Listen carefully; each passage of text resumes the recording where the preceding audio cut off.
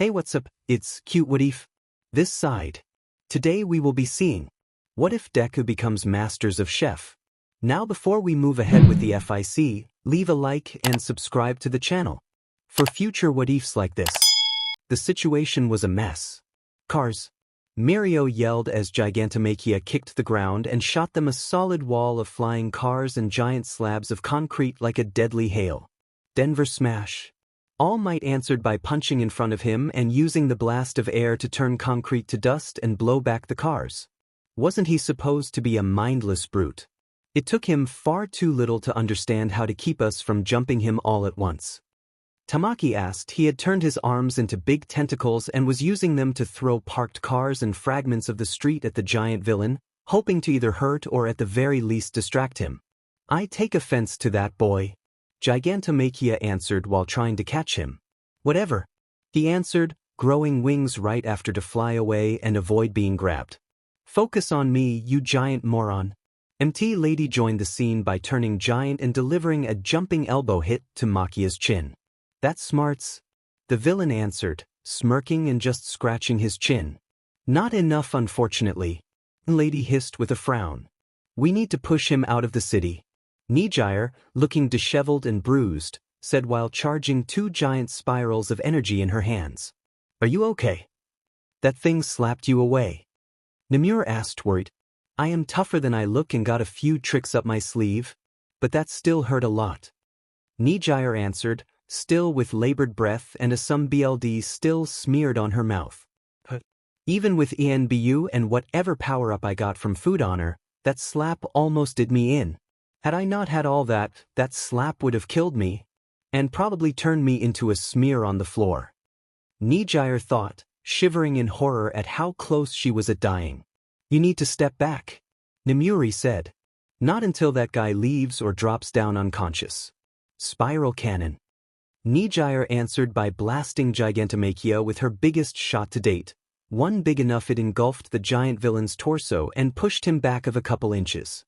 My Mzir told me to get here and test All Might and his pupil, you others are in the way. Now die.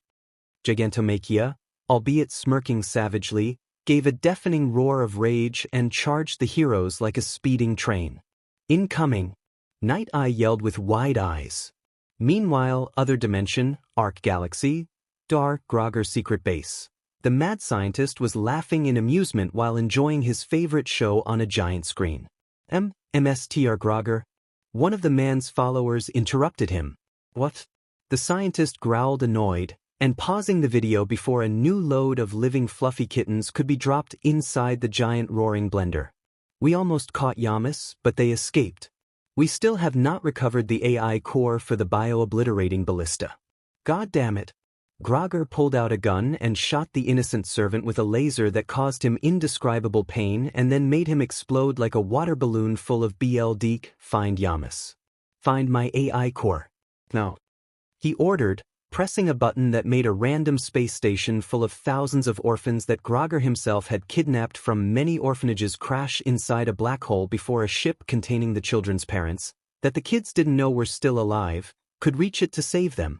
Then he made that ship explode too. Yes, Sir Grogger. The assorted soldiers and servants answered as one. And remember, I am not evil. I am just misunderstood. I will skin alive the grandpa of whoever says otherwise. He yelled with an insane spurt-riddled snarl. Yes, sir. The scared people answered in chorus. Good. Satisfied by the answer, the mad scientist returned to watch his favorite show while sitting on his recliner made in leather created with the skin of cute puppies he personally tore apart by hand while laughing maniacally. Only the cutest and fluffiest puppies had been used, of course. In the meantime, with Izuku and Momo, Space Station, Izuku, Momo and the others were watching Yama's scientist friend rapidly tap on her computer while mumbling to herself. We had to come all the way here, Pat said, sighing. I need to connect to the mainframe and from that, to the collective data storage shared by my colleagues, and a direct connection to their own computers so to chat with them. An Alatriomorph, a Terroris and a Geoplex, those were the three animals Izuku was tasked to capture for his restaurant storage island where they will breed and prosper for Izuku to use as ingredients. No traces of what an alatriomorph is even supposed to be, but, the scientist said. But, Jorik echoed. Well, I can tell you where to find a Terroris, she said, removing her glasses to clean them. And the Geoplex? Momo asked. Those can be found in every museum of decent size. They all went extinct when their home planet Dustina went through a climate catastrophe that turned it into a desert planet 3,470 years ago. She explained. Extinct? Izuku shrieked. Yep. I might know a guy good at cloning, but? Momo asked. Cloning has been declared super illegal after the Banca Carfuffle of 7590. Pat said. Basically, a guy, Billy Banca, had a dream, a chocolate factory as big as a planet. But he also wanted to cut corners when it came to workers and other expenses, so he cloned a single guy into the billions of workers he needed. It was a very poor idea. Yamas explained. Cloning is a delicate, very delicate thing. A single 0.00000000000000000001% error and the clone is a mess. Banca's clones were very badly made. And yet the guy made so many he actually sold the extra ones for cheap. Jorik said, shaking his head. Sold them? Izuku asked. At the time a clone, even of a sentient race, was not legally recognized as a sentient being, so a clone could be sold and it's not considered slavery. That is why people love to use and buy clones. No need to worry about work safety or other laws if the workers are not legally people or robots. No rights to worry about. Pat said. And the Banca ones were very badly made? Momo said. Have you ever seen those cheap comedies on space TV? Where one of the characters is so clumsy it defies even the laws of physics. Jorik said. You mean like, slip on the wet floor and pushing an old lady against a chair that flies off and hits a car that starts making noise from the alarm and distracts a painter that falls down from the ladder and drenches a passing guy in paint and makes him slip and so on and on with an escalating crescendo of excessive and ridiculous chain reactions of accidents? Izuku asked with a raised eyebrow. Exactly that, but in real life. Even now scientists have no clue how it was possible for those Banca clones to be so clumsy slapstick worked in real life. Jorik answered, nodding. That is why cloning is illegal. Momo asked. That and the billions of property damages they caused, and the trillions of people that got hurt by those clones' accidents. By sheer miracle only Banca died because of his clones, but the number of people that got hurt and even put into a coma for a while was astronomical. The guys in a coma have all recovered and woke up years later, by the way. Pat answered. He died. Both teens yelled with wide eyes. It was so big it even made a mark into history books. The complete destruction of Banca's chocolate factory planet, Diabetes 6. Yamas said. Even a planet got destroyed. Izuku muttered in dismay. Those DMN clones were walking disasters. Each could bring an entire planet on the brink of ruin, and Banca had an army of billions of them working in his factory planet. Pat said, imagine volcanic eruptions of chocolate, geysers of mint syrup, a giant caramelized plum bus 60 meters tall rolling downhill and flattening everything on its path, rain of candied porlabong the size of space golf ball raining down like lethal hail, storms of grungu cheese dust rattling everything in a planet-wide endless sandstorm. It was apocalyptic. Jorik added, shivering. When the rescue teams managed to cut their way through that giant mess they found every clone dead and Banca's corpse floating in a giant vat of boiling hot nutmeg of Svervo's nuts. They still don't know what killed him, if he drowned first or if it was being boiled alive, or even his lethal allergy to Svervo's nuts. Pat added, shaking his head. Luckily, besides him only those clones died. Every other victim of the clones' incompetence only came out from the various accidents heavily wounded and traumatized. Some say it was a joke of the gods to punish Banca for being a cheap BS. Yamas added. And what happened to the planet factory? Momo asked. It exploded soon after, by the recordings of the communications between the spaceship that tried to save Banca from that disaster and the very last clone alive.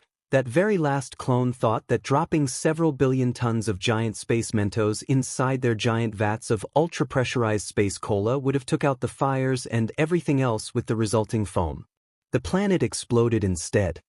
Pat answered. Both Izuku and Momo hissed with a grimace. Ever since then, cloning is illegal, meaning that if you pay enough money, somebody will still do it for you. Yamas said. No need to pay for overpriced clones made by an unemployed neckbeard host.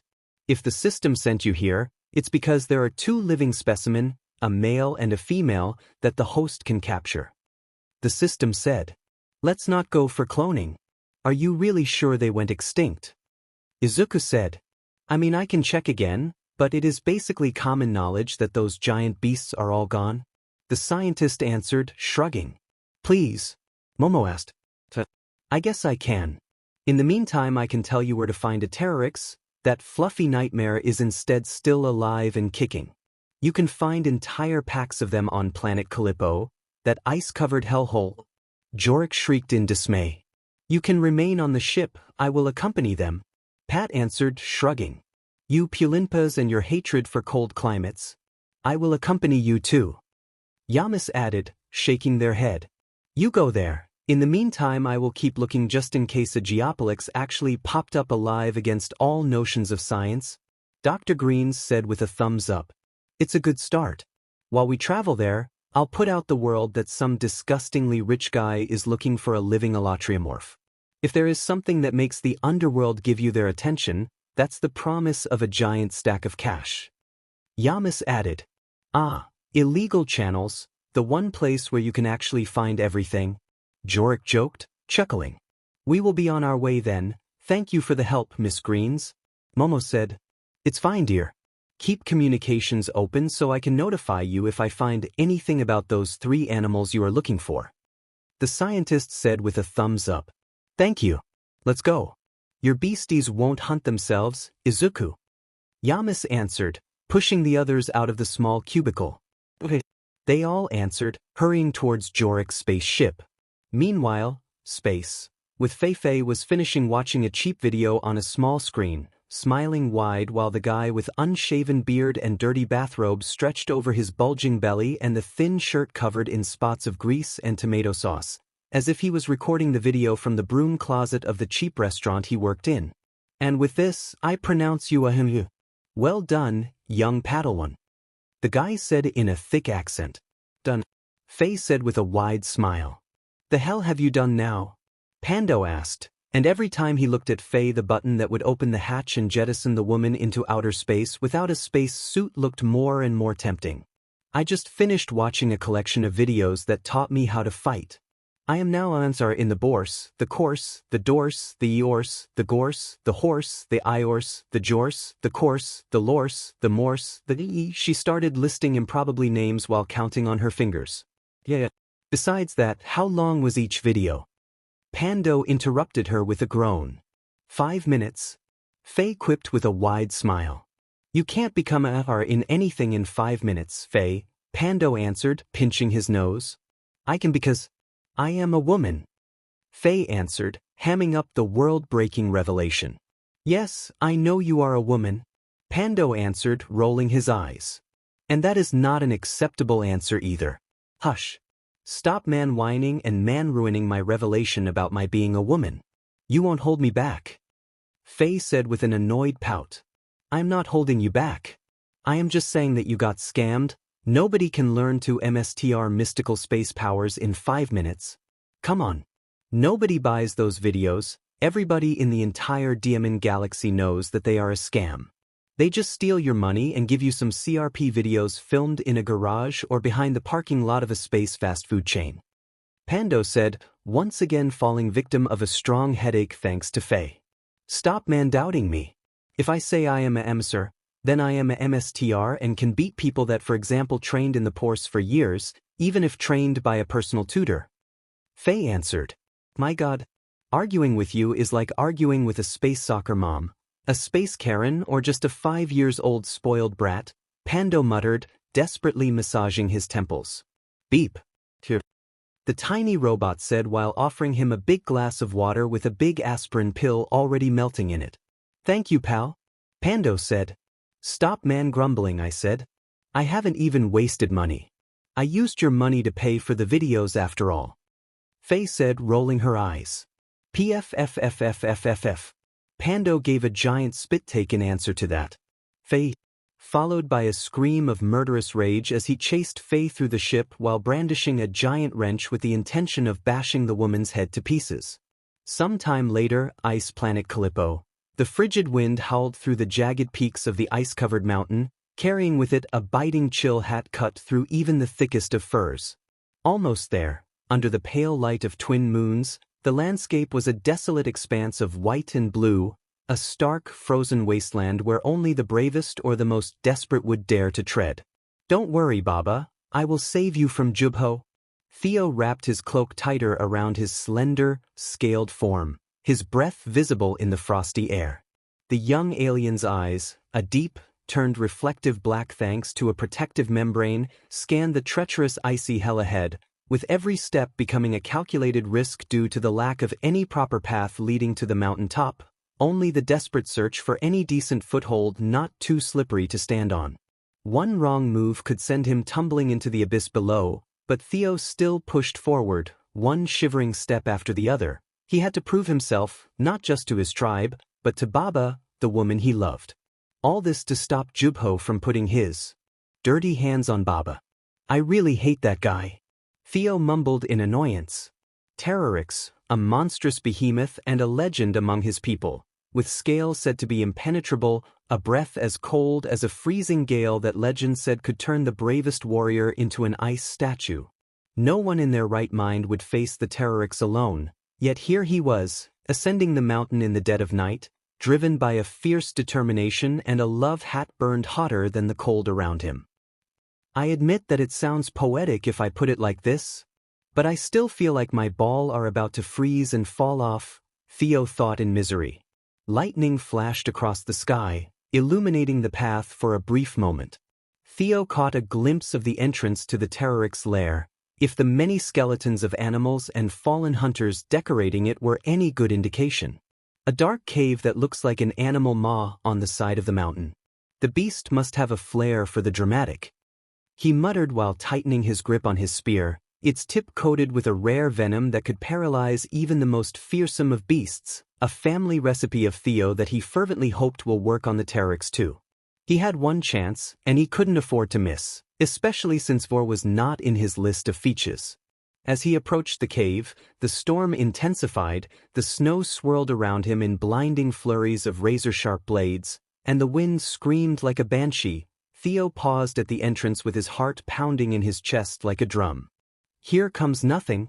Either I get back with a dead monster and marry the girl I love, or I become a midnight snack for the same giant monster, Theo muttered with a shiver, with each step bringing him inside the cave weighting seemingly tons to his legs.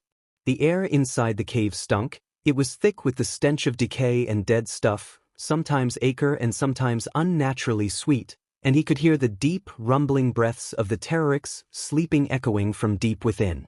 Theo took a deep, shaking breath. This was it, either a success or a colossal failure. This was the moment of truth. Baba, watch over me, he muttered as he stepped deeper into the darkness, with the icy ground littered in bones crunching beneath his feet. Silence broken rhythmically by deep monstrous breath echoed in the cave's vast ceiling lost in shadow, and the only light came from the faint glow of bioluminescent fungi clinging to the walls. There he is, Theo muttered under his breath when the hulking silhouette of the Terroris came into view. Even while asleep, the beast was even larger than he had imagined, its massive form coiled on itself and looking like a boulder of fur and scales shimmering faintly in the dim light. Gods and matriarchs. It's so big. Theo's hands trembled when it finally dawned on him how massive the thing actually was in person, but he forced himself to stay calm. He edged closer with every muscle tensed. Just a few more steps, he told himself, and trying to not notice how much bigger the Terroris became at every step he took to get closer. Theo whimpered with a small voice when a bone snapped loudly under his feet, so loudly that the noise filled the entire cave like an explosion. The Terroris stirred, its eyes opening slowly to show the big golden and BLD-shot orbs hiding under the eyelids, and almost glowing like twin embers in the darkness. For a moment time seemed to stand still while the storm still raged outside with the winds howling reaching faintly into the cave, but inside, there was only the sound of Thio's racing heartbeat and the low, threatening growl of the Terroris as the beast slowly got to its feet. For a non-native of the planet, the Terroris looked like the 4 meters tall unnatural mix of a bear and a saber-toothed tiger with the legs covered in deep green scales and a thick coat of pure white fur on the beast's back and a lizard-like tail thick in strong muscles. In fact, the beast was big and imposing, with fat and strong muscles coexisting in perfect balance to make the Terroris as tall and wide as possible to be a true monster, far bigger than any human or any alien like Theo. The Terroris gave a deafening roar. Then, with a sudden fluid motion, it got up on its hind legs and then lunged forward. Die! Theo as well screamed, moving his spear forward towards the creature's hopefully vulnerable underbelly. The Terroris roared again, a deafening sound that shook even Theo's bones when the spear actually pierced through the beast's massive ribs and deep into its flesh. Getting sent flying by a wide retaliatory paw swipe of the beast, Theo felt pure adrenaline burn in his veins while he bounced on the floor. Pain exploded through his body as well right after as he felt one of his ribs break as soon as the beast's paw hit him. Grunt, the Terroris only gave an annoyed growl at the pain and wound, but Theo refused to let go and recovered his spear from where it had been thrown off by the beast's hurried shaking. The young alien scrambled to his feet, dodging another swipe from the creature's claws while circling its wide round body. He had to keep moving, had to stay one step ahead of the Terroris' furious hunger. The monster jumped forward, and Theo rolled away just in time to avoid getting beheaded with a single bite by a few mere millimeters. Just die, please. With a final, desperate effort, Theo shoved and twisted the spear deeper into the Terroris' body, aiming for its heart. The beast let out one last, ear-splitting roar of defiance, even while getting pierced, and to Theo's horror the thing actually twisted its body to avoid having the spear pierce its heart. With a loud, dull crack and thump, the Terroris's paw slammed heavily on Theo's chest again, snapping another rib of his and the same spear he used, and this time with a loud crack noise he slammed against the wall and fell down boneless. Ugh! Theo's vision was blurred and he could tell he was about to lose consciousness, and a small part of him almost welcomed it in the hope of avoiding the feeling of being eaten alive. The Terroris growled in what almost sounded like Viteri as it slowly advanced towards him. At least, I tried. And yet, even if faced with certain death, Theo couldn't help but chuckle at the sheer irony of him going through the effort of looking for the cause of his own death. He closed his eyes tightly and waited. There it is. And he heard a voice exclaim in relief. Theo muttered. Bang. A white thing jumped between him and the Terroris while a strange guy dressed in green actually punched the Terroris straight in the face and actually sent it flying. You okay? Another alien, female Theo wondered by the high-pitched voice, asked while helping him to stand. Boo! The Terroris howled in fury, rising to its feet to glare in hatred at the strange alien that dared humiliate it with a punch. Be careful! Theo yelled with wide eyes. Don't worry, it's not the first time we hunt a creature like that. Momo answered with a gentle smile. Knocking, Brahmastra. Izuku said, and a short combination of hits later the Terroris gave a strangled whine and Ko-Zero lapsed on the floor. Just like that? Theo asked, dumbfounded. It's the 6th Terroris we capture. By now I know where to hit to knock it down. Izuku answered. There were 6 of them. Theo shrieked in horror. That was why nobody could hunt that thing. He had 5 friends backing him up somewhere on the mountain. Between that dramatic discovery, the wounds and maybe a concussion, Theo finally fainted. Oh, CRP. Izuku. Healing cuisine. Momo yelled. Yes, of course. He answered, recalling dragon knife and turtle walk from his tattoos. Few hours later. And this is why I need that beast. Theo finished explaining, his head was covered in bandages and he was eating the warm chicken soup empowered with healing properties Izuku made for him. Very backwards. Izuku admitted, sighing. I know, but the hunting group is what keeps our village alive during the great winter of our world. So if the son of the leader and future leader himself makes some demand easy to fulfill, many will close an eye. In the end, it's just a marriage to buy their services. Theo tried explaining, shaking his head. So you made a bet about hunting this thing alone? Momo asked. Baba begged me to find a solution, and poking Jubho on his ego, his weak spot, was our best option. And you did it because you love her? Izuku asked. Yes, I do. She is free to love whoever she wants, and yet she chose me. How could I not repay her trust and love in me with all myself? Jubho is prideful. If I win this bet, even if he hates it, he won't be able to refute this. He will have to stop bothering Baba. Theo said, hopeful. Good enough for me. Izuku said. Me too. Do you need help taking that Terroris down? Momo asked. Thank you, but I need to bring it back to the village by myself, as part of the bet. Theo answered.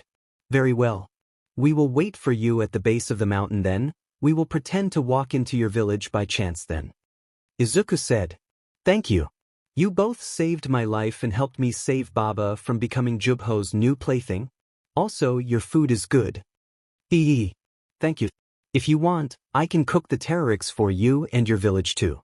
So I will be able to test few recipes I plan to make with Terroris meat. That sounds tempting. I hope you won't mind if I accept. Theo answered, smiling. Sure thing. Izuku. We finished loading the unconscious Terroris in the cages in the ship. Let's go. Yamas yelled from outside. Sure. We will go then. Izuku answered. Safe travel, I'll see you at my village. You can't miss it, there is a giant Balan skull dangling from the main gate. Theo said. Of course, safe travel to you too. Momo answered. See you later, friends? Theo said, waving as his strange new friends left. Now that I think about it, how am I supposed to bring this giant dead thing down this Diamond mountain by myself? It was after a short pause observing the giant dead Terroris that Theo noticed how the monster was 3 times his sizes and probably weighing 10 times more than him. And he was alone. He muttered in dismay. Few hours later, side of the mountain, come back here. Theo yelled as the dead Terroris rolled and slipped down the mountain at high speed like a rag doll. This is not going as planned. He yelled, grabbing onto the dead animal and getting dragged behind the thing. Slippery ice had offered a good way to push the Terroris down the mountain, with the plan of letting it slide down by itself. Unfortunately, Theo had underestimated how steep the mountain was. In fact, the Terroris had started sliding down the mountain at insane speed as soon as he managed to make it roll out of its cave, and now he had been chasing the Terroris corpse for more than 2 hours down the mountain. This is why I am a member of the fishing clan. Hunting is too stressful. Theo cursed while gasping for breath. When finally the faint lights of his village came into view, Theo sighed in relief and hoped that the dead Terroris won't keep rolling so fast to blast through somebody's home. It's Theo. He heard his beloved Baba yell, and Theo's heart swelled in happiness. Almost there. Theo yelled. Whitey, grab that thing. And luckily the strange puppet of his new friend managed to catch the rolling Terroris before it could run over the small group of people waiting for him. Thank you for catching it, Theo said, gasping for breath once he reached the group. That is why we hunt in group, young Theo. Not just for hunting but for transportation too. One of the hunters said with a friendly chuckle. Yes, I noticed the problems of logistics of solo hunting, Theo answered, still breathing heavily. May the elders shake me, you actually did it? Another hunter said with a low whistle. Yep. That's a spear stab wound, and that is the spearhead. A third one said. Yes, sorry about that. The spear snapped in 2 while still inside the Terroris. Theo answered, sheepish. It's okay, did you use the berry toxin? The head hunter asked. Yes, the yellow berries one. Ah, a good one, we'll need to bleed the meat then before eating it. Or else there will be a long line to the bathrooms after eating. The head hunter said, laughing. True. I can take care of that. Izuku said, smiling. Yes. Theo, this is Mr. Izuku. He is a wandering chef. He asked us for help in finding Terroris meat. Baba said. Oh, nice to meet you. Theo answered, shaking Izuku's hand and pretending to meet him for the first time. I was told you were hunting one.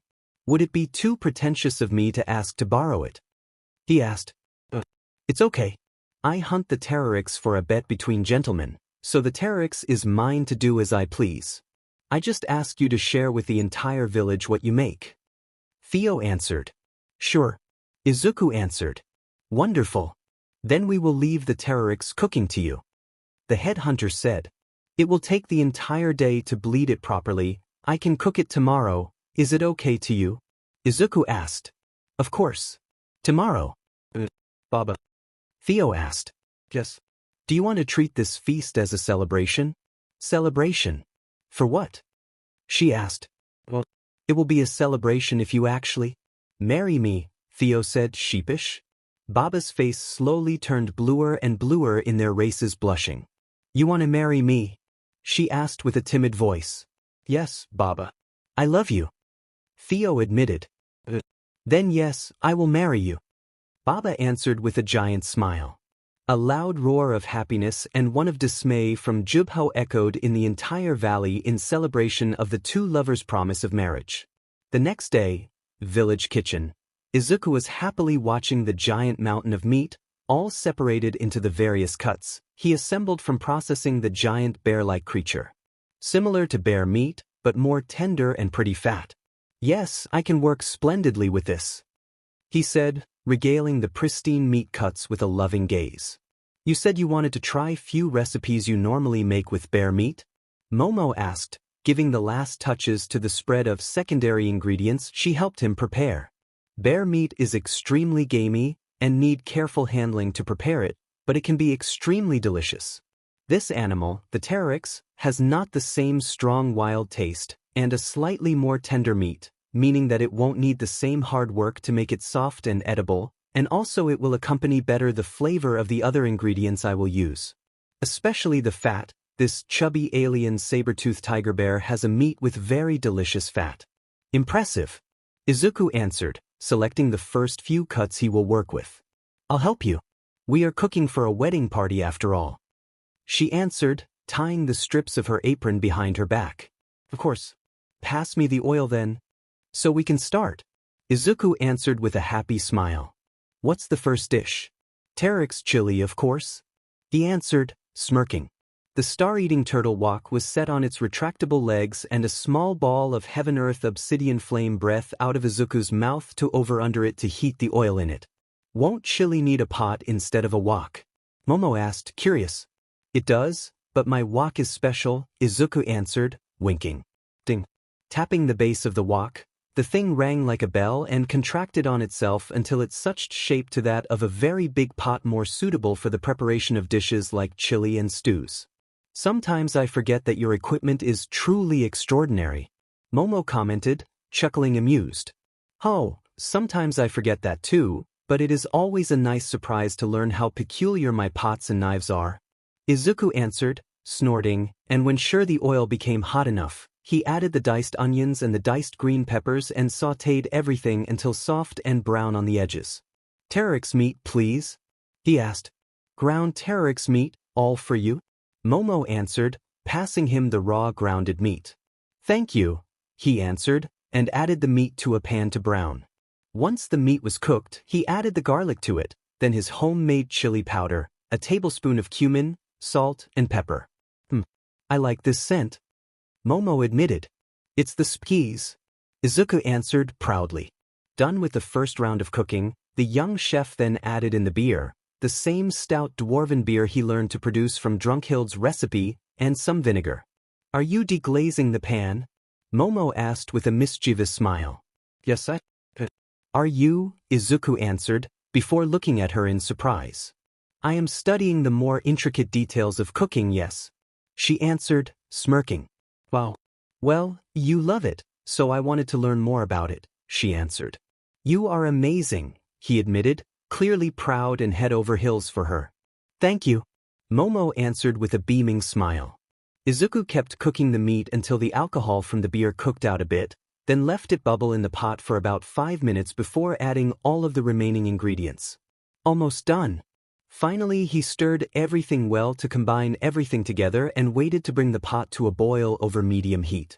The chili is boiling. We can focus on the other dishes while it finishes cooking. Once happy with the result, He commanded the fire to turn the heat down to low, and partially covered the pot with a lid to let the chili simmer. How long? An hour more or less. Once done we will top each portion with some chili toppings. He answered. Terroris chili. Next dish. Momo asked. It's a one-pot meal that has lots of different flavors. Plus, there will be a smoky undertone from the chili powder, cayenne and smoked paprika, faint and not overpowering, some vegetables for extra nutrition and color, dumplings as the comfort food roll and so on. Oh, that sounds complex. Not really. This dish can be quite fast and easy to make. You'll see. Izuku answered, winking. But without your wok. Izuku smirked, grabbed one of the handles of the turtle wok, and somehow pulled out an identical wok from inside the first one. Godly wok. Momo said, sighing. This is how I cook every dish for my restaurant with a single wok. Izuku answered with a tiny and somehow adorable smug smile. Once again turning the turtle wok into a pot shape, he added in the Terroris meat and break it up to brown it for few minutes, then added in the pot diced mushrooms and minced onions. Parsley please? He asked. Here. Momo answered, handing him the ingredient and watching him stir the meat with it to mix the ingredients together. Then chili powder, cumin, cayenne and smoked paprika went added. We don't have garlic powder or onion powder. Momo said. I'll chop them finely by hand, don't worry. You just stir this for me, gently please. Izuku answered. Okay, she answered, and while doing as asked, she watched him handle the sea dragon knife to turn garlic cloves and onions into tiny cubes in a flash, added those two to the pot together with salt and pepper. Izuku recovered possession of the pot to add some fresh water and stirred delicately to make sure that nothing was sticking to the bottom. Is the broth ready? Izuku asked. It's boiling as you said. Momo answered after checking a small side pot, a normal one. Good, pass it along please. Still stirring, Izuku added the bouillon to the pot, then poured in it some diced tomatoes and some beans. Beans? Momo asked. Somehow they can grow beans in their caves here, thanks to the light and heat produced by some cave fungi. I tried them and they are surprisingly good, so I think they will go well with this recipe. Izuku answered, shrugging. On an ice planet.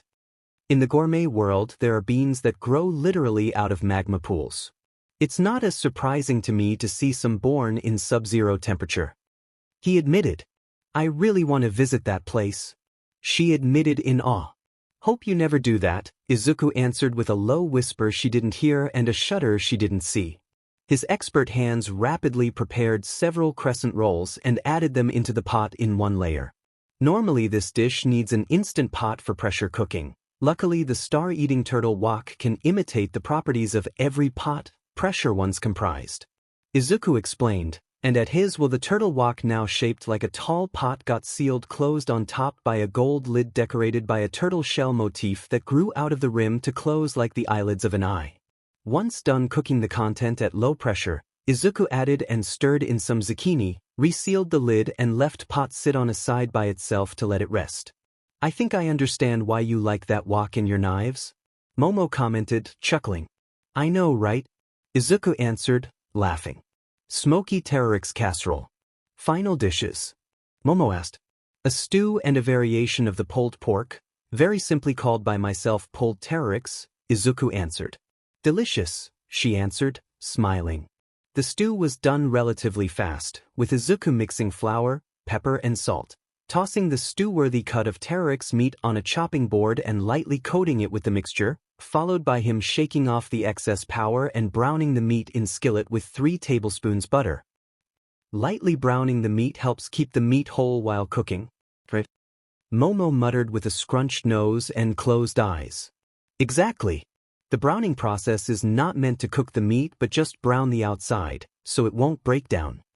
Izuku answered, sounding extremely proud of her. Once again cloning the turtle wok, the young chef used the clone wok like a Dutch oven and filled it with the stock, some dwarven beer of his own production, tomato paste and mixed all together with 4 large carrots he roughly chopped, slices of a large brown onion, 2 chopped celery stalks, chopped cloves of garlic, quartered potatoes, bay leaves, rosemary, and the brown Terroris stew meat. Izuku brought everything to a boil, then reduce heat to low and left simmer until meat is tender. What a delicious scent. Momo said. Thank you. Izuku answered. How long does it need to simmer? 5 to 6 hours? 6 hours. Momo yelled with wide eyes. That is the normal time. With this wok, if I strain myself a lot I can reduce the time to 3 hours. He answered, laughing. Just in time for the dinner. But will you be okay? Just worried. Yes, just extremely tired. I need to connect to the wok and keep the connection going to make the wok continue compress time to cook faster.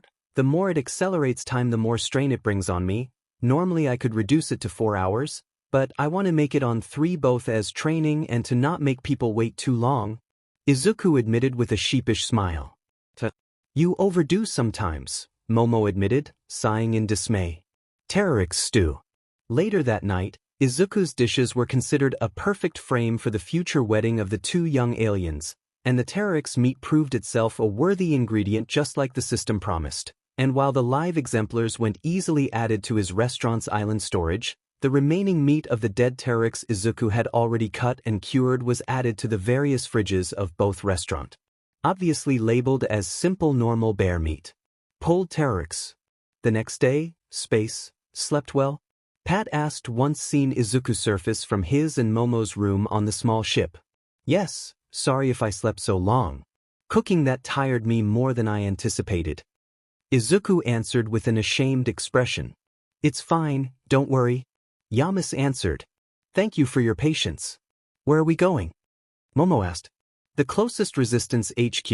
I may have gotten a lead on the AI core I need and the Geoplex you two need, so we will catch 2 Shulblue with 1 Blargon? Yamas answered with a thumbs up. I guess 2 birds with 1 stone. Momo whispered to Izuku in answer to his confused silence. Oh. Now that we are all awake, get ready for hyperjump. Jorik said, happily. Jorik never wanted to install the upgrade to not kill sleeping people during hyperjump. Pat said, I am not spending 2 space bucks on a piece I don't need. The short alien screamed in anger. Cheap BSRD. The robot rolled his optics and initiated hyperjump. How is this resistance group? Momo asked. They basically fight against the Senate tyranny and often against Dr. Grogger. There were once the SETI doing the same, but then their war against their evil counterpart, the Jith, they killed each other so the resistance had to take their place and continue their fight. Yamas answered. SETI versus Jith, that was a messy affair. Pat commented, shaking his head. It was nice in the beginning, both groups had their points of interest, then they became cheap knockoff of themselves. I am almost happy they murdered each other to extinction, at least they died with still few shreds of dignity left. Jorik commented, scoffing. Bit too harsh, Izuku commented. 10 minutes of hyperspeed space travel later, the ship exited hyperspace with a noiseless plop into reality to enter the atmosphere of a giant planet covered most by the sea and only a single giant continent. Here it is. Planet Antantra, where we can find one of the biggest bases of the resistance. Yamas said. I hope they are well hidden. Izuku asked worried. Welcome to the secret HQ planet of the resistance. After the sound alert, press 1 if you want us to overturn your government. Press 2 if you want us to kill the dictator ruling your world with an iron fist. Press 3 if you want us to violently bring peace to the galaxy by brutally murdering and desecrating the corpses of the people in charge.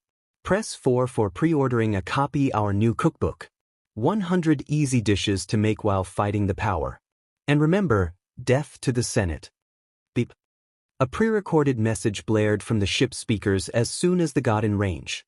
They still have not fixed that automatic transmission.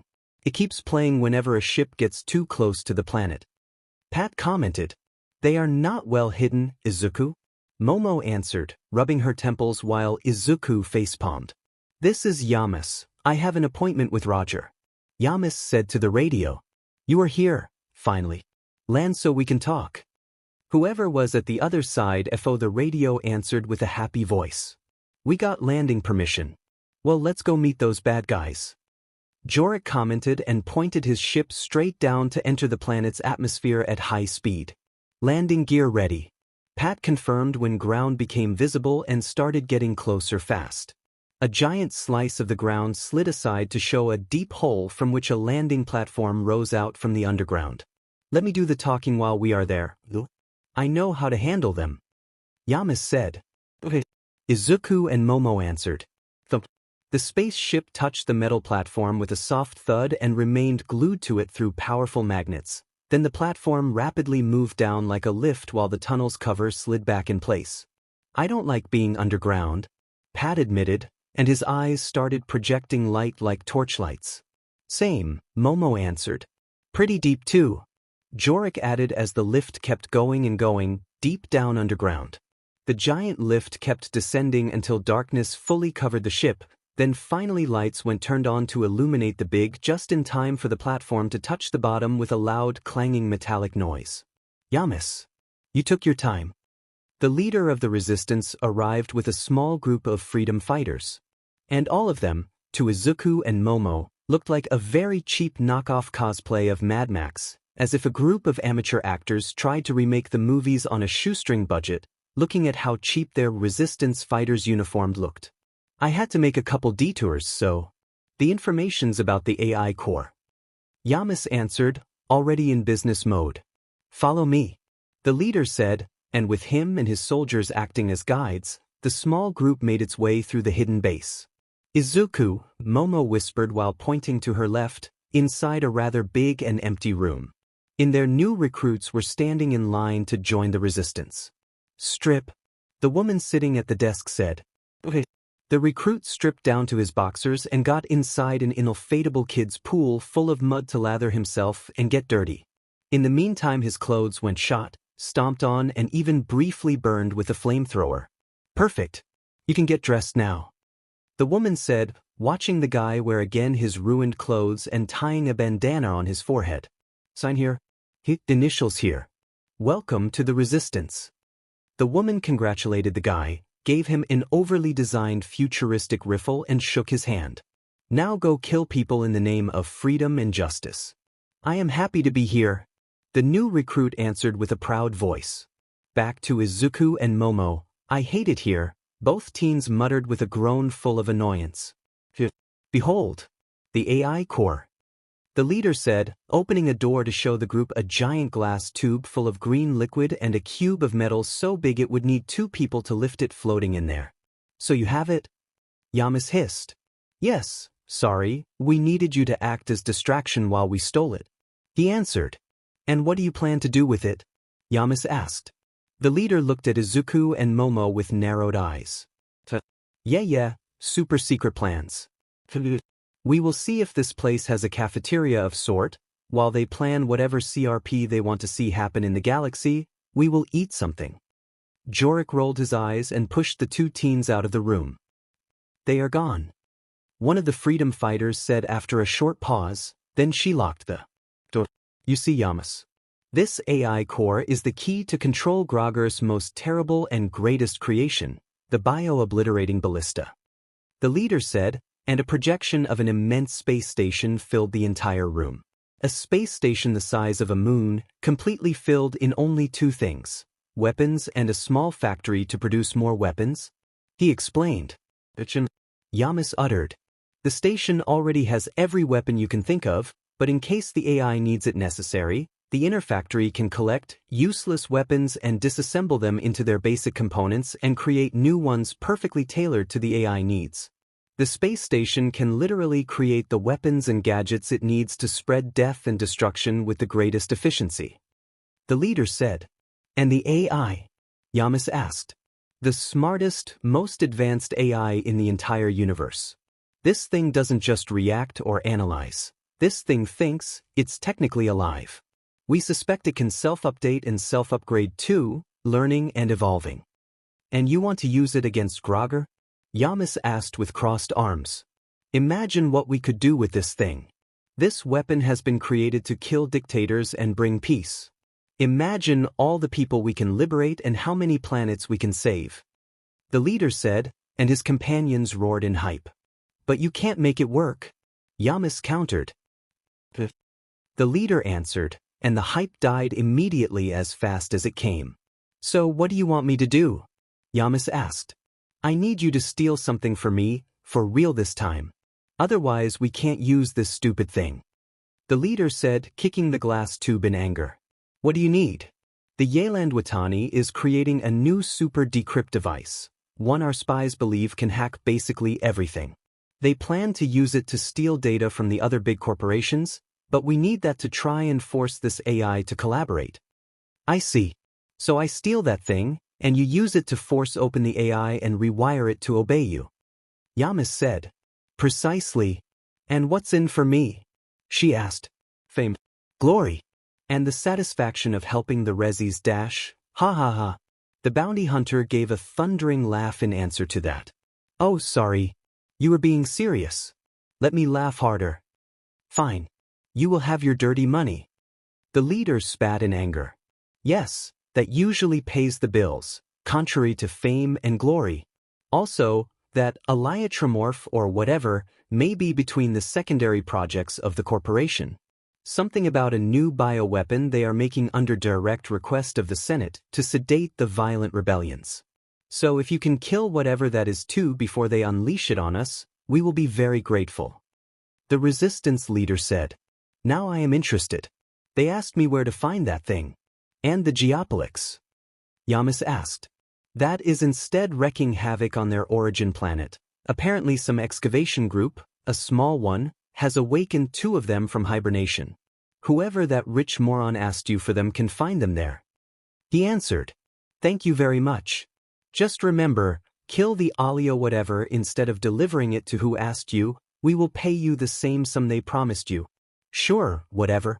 Give me all the info you have on every target, and I'll take care of the rest. Thank you, Yamas. And during all this, the AI core watched and heard everything from the solitary confinement of its sealed prison. With Izuku and Momo, cafeteria, the ample room full of bland and simple metallic tables was full of freedom fighters eating and chatting and drinking in a giant mess of different voices. Blee. What's this gray paste? It tastes like an used space ashtray. Jorik asked in disgust. Corloxian's nutritive paste. Those guys believe in eating being just a means to survival, so they perfected food into being 200% more nutritious than normal food. Flavor, though, I am told, is either non-existent or purely plastic. Pat, drinking oil from his hip flask, answered. I woke up in pools of my own vomit after wild party nights that tasted better than this. The short alien answered, and yet he kept eating. Momo took more distance from Jorik's plate and only enjoyed the glass of water she got. I'll cook you something once back on the ship. Izuku said. Thank you. She answered. Oh. You want a wisp? A guy asked. What? I don't do drags. Izuku answered. What? Not drags, man. A wisp. A tiny robot organizer. The freedom fighter said, showing at Izuku a white tiny flying spherical robot the size of a golf ball. Similar to this, more or less, but golf ball size. A robot organizer. Izuku asked. Very minimal intelligence. They just keep track of your appointments, take notes for you, set alarms and reminders, or play music from space or internet radio. Very basic stuff. Honestly, calling it an AI is an insult to us, possessors of real AI. Pat spat in distaste. So, basically Alexa. Momo whispered. So it seems. Izuku whispered back. Those things are not cheap though. Are you in such a bad place you need to sell it for money? Jorik added. Namit. I just not use it, so may as well recover part of the money. The guy answered. FRZ. Suddenly the small flying thing gave a loud buzzing sound and fell on the table while smoking. I swear that the thing was brand new, the guy muttered with bulged out eyes. Sure. I am sure it was DMN new when you got it out of the dumpster, Pat answered. Hey, I'll give you 3 space bucks. It is not worth more. Yamas said, joining the scene. But, FRZ. The small robot gave another loud flash of sparks and kept emitting smoke. Fine, the guy accepted, dropping his head. Here, Izuku. Take it to the ship, I'll fix it for you. It's my present for you. Yamas said, chuckling and paying the guy the pittance promised. Thank you, Izuku answered and cradling the small things in his hands. Let's go, I got a big clue about the other two targets you need. The easiest one will be the Geoplex. At least that won't need me forcing my way inside the secret lab of a filthy rich ultra-mega corporation. That sounds dangerous. Momo said. You have no idea. Let's go. The bounty hunter answered with an amused laugh. Hooray. Where are we going? Jorik said, sighing. Desert planet. But I don't like sand. It's coarse and rough and irritating and it gets everywhere. In every crack. He answered, whining. We promised we would help, Jorik. Yamas got our buttes in a chokehold. Pat answered, sighing. Gods damn it. Meanwhile, secret lab inside an asteroid shaped in the exact likenesses of Grogger's face. The mad scientist was at the moment punching babies in the face under the horrified eyes of their tied-up mothers while wearing boxing gloves made with the skin of baby bunnies he personally skinned alive. He was wearing fluffy slippers made with baby otter's fur. Mr. Grogger? A servant asked. Yes. It's my barbecue of pandas and koalas ready. And I hope they were still alive when you turned on the grill. Their pain and anguish make their meat softer. He answered.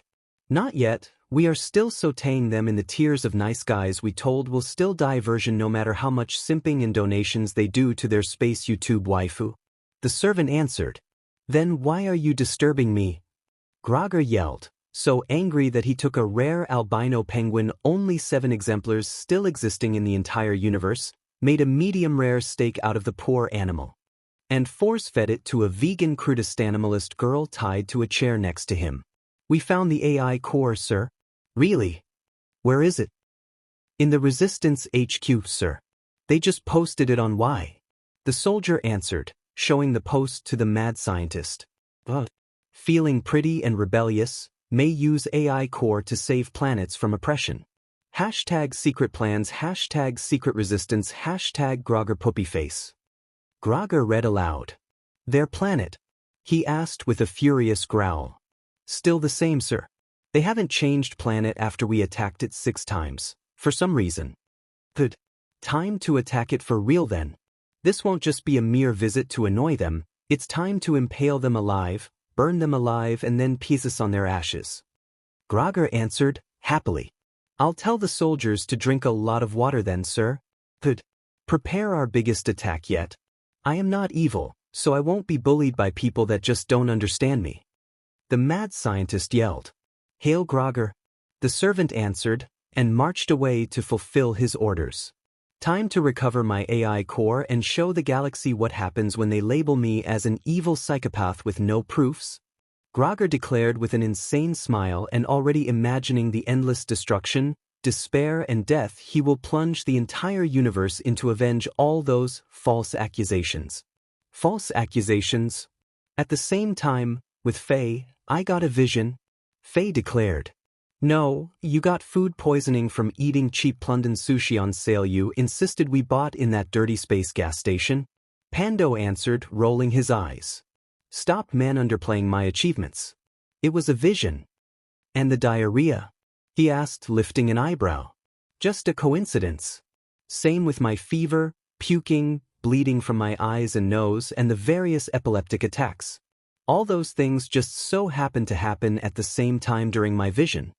She answered, annoyed. Sure, whatever. Don't you want to know about my vision? Oh. 'Cause I am dropping your smelly, gaping but in the first space colony I find and forget you even exist. He answered. Stop being afraid of a capable, brave, independent and strong woman like me. And my butt is no longer gaping, I healed from that cheap sushi. Beep. Don't take the bait, it's not worth it. The tiny robot said. You're right, thanks buddy. Pando answered, and the two exchanged a thumbs up. It's simple. I had a vision of my parents. My mother was amazing, loyal, strong, powerful, appealing with her giant squared chin, broad shoulders, thick beard, round belly and vitiligo skin. She said, Ahoo, Pando muttered, aware that she had just described the male character of the movie they saw the night before, but deciding to not mention it. And yeah, my dad was there too. But he is less important. Faye added. Pando asked, clearly not interested at all but just giving generic answers. I saw them call out to me from a big planet covered completely in a giant city. Like every Diamond planet in this system, Pando muttered, groaning. They are waiting for me in one of those planets. We must search them all. All 60,000?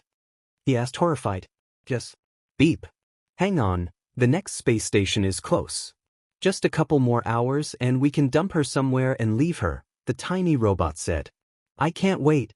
End of the chapter. Next one will close the sci-fi world sortie.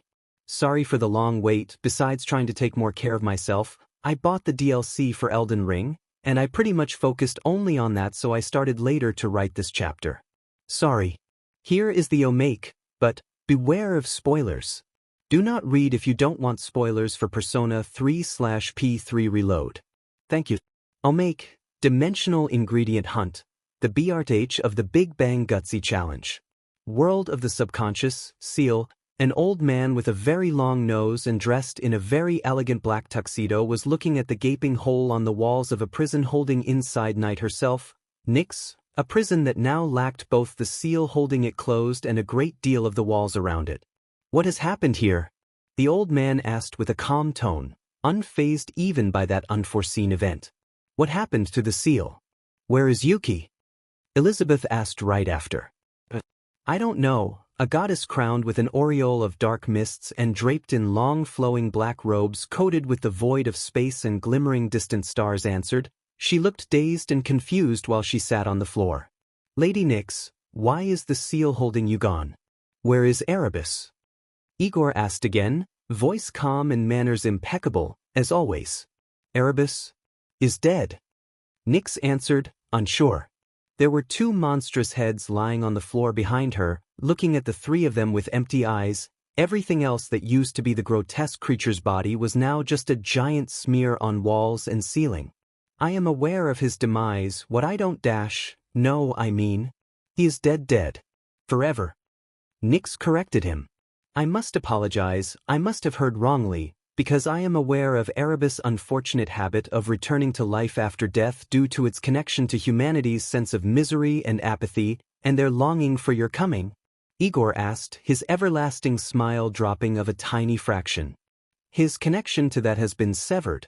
It's mine now, Nyx answered, her attitude almost childlike as she showed them the strange mark on her left hand. I don't understand, Elizabeth said. Unfortunately, this is beyond my knowledge as well. I was not aware Erebus could truly be killed. Igor admitted, humming and adjusting his tie with a thoughtful tone of voice. Indeed, nothing in the world of mortals can kill Erebus. A new voice said. Lord Philemon. Igor immediately bowed to his Zimmer as he passed by him. Elizabeth as well offered the new arrival a respectful bow. Philemon. Nyx asked with a low voice. Everything is fine, Lady Nyx. Please, can you tell us what happened? The handsome god wearing an elegant dress and a butterfly-shaped mask covering half his face asked while gently helping Nyx to get up from the floor with one hand. I was trapped like always. I was talking to the poor boy that was acting as a seal between me and humanity when I heard a voice. Nyx answered, unsure. A voice. Can you describe it? Philemon asked. He was talking slowly and with a warm voice so to not stress the poor goddess further. It was strange. It didn't sound like a voice at all, as if it was not sound carrying it. What does it mean, Mr. Igor? Elizabeth whispered. That it was not a human to open the seal, most likely. He answered. And what did the voice say? Philemon asked. Something about hosts. And completing tasks. Nyx answered, groaning and grabbing her head. Please do not force yourself, Lady Nyx. When me and the boy heard that, I felt the seal being blasted open and his soul being forcibly pulled out. Then I saw his soul return inside his body and the boy faint.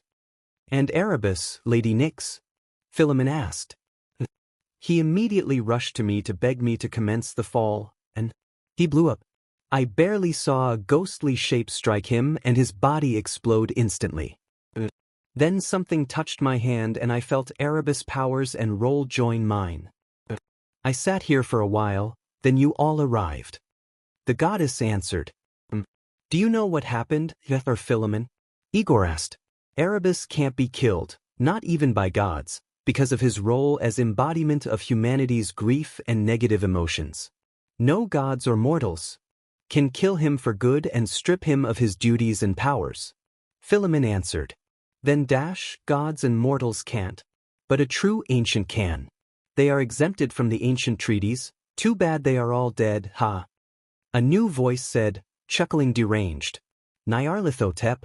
Philemon said, unfazed, and looking at the shapeless mass of writhing tentacles and faces that appeared on the ceiling above them with bored eyes. Hello, Phile. Nyarlathotep answered, chuckling. Its body was an ever-changing blob of living shadows whose appearances could drive mortals to instant madness if witnessed as he was, in his true form. The crawling chaos, Igor hissed in distaste.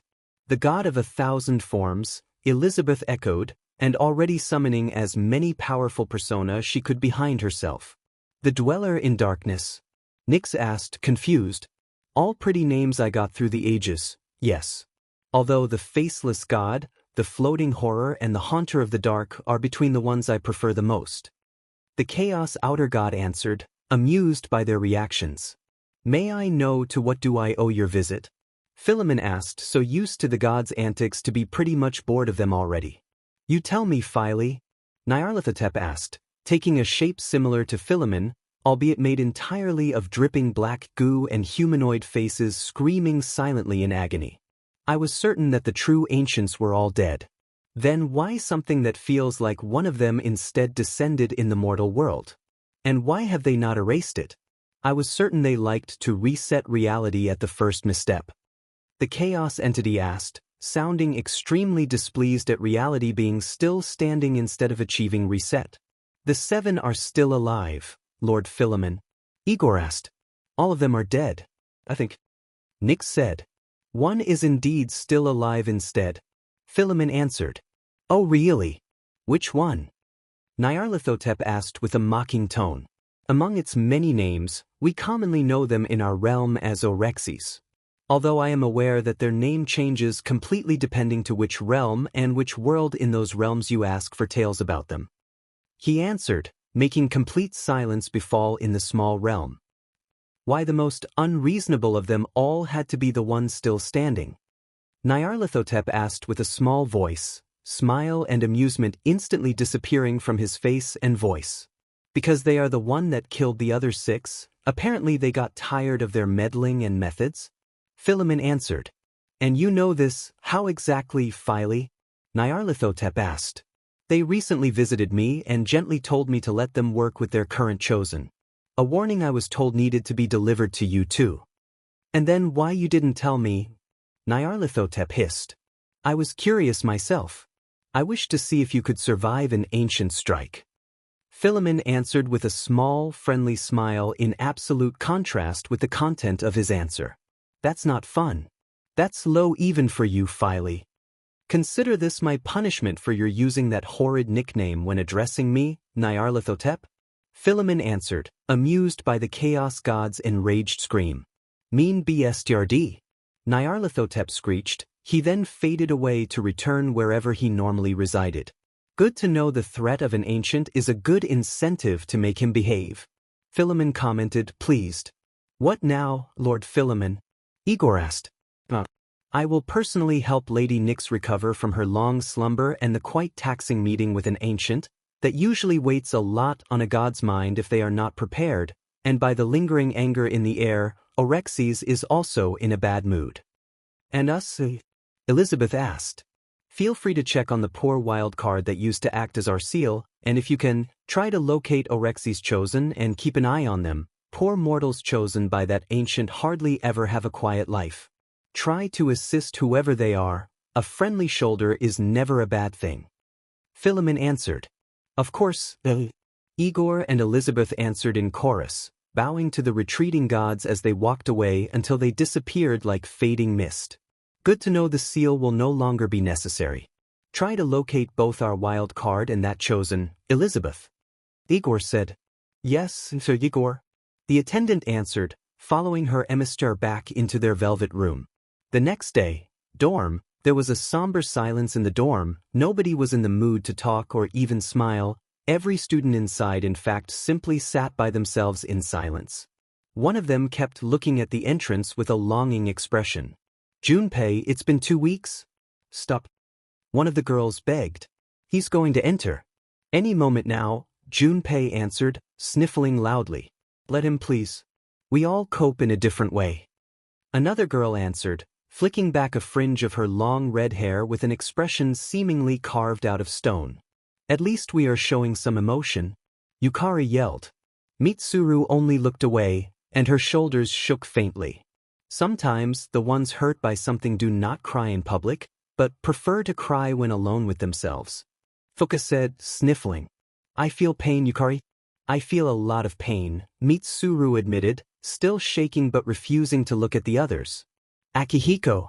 Please stop, Ken begged while changing the bandages on Akihiko's hands once cleaned the wounds on the guy's bleeding knuckles. Not until the pain in my chest goes away, the older boy answered with a growl.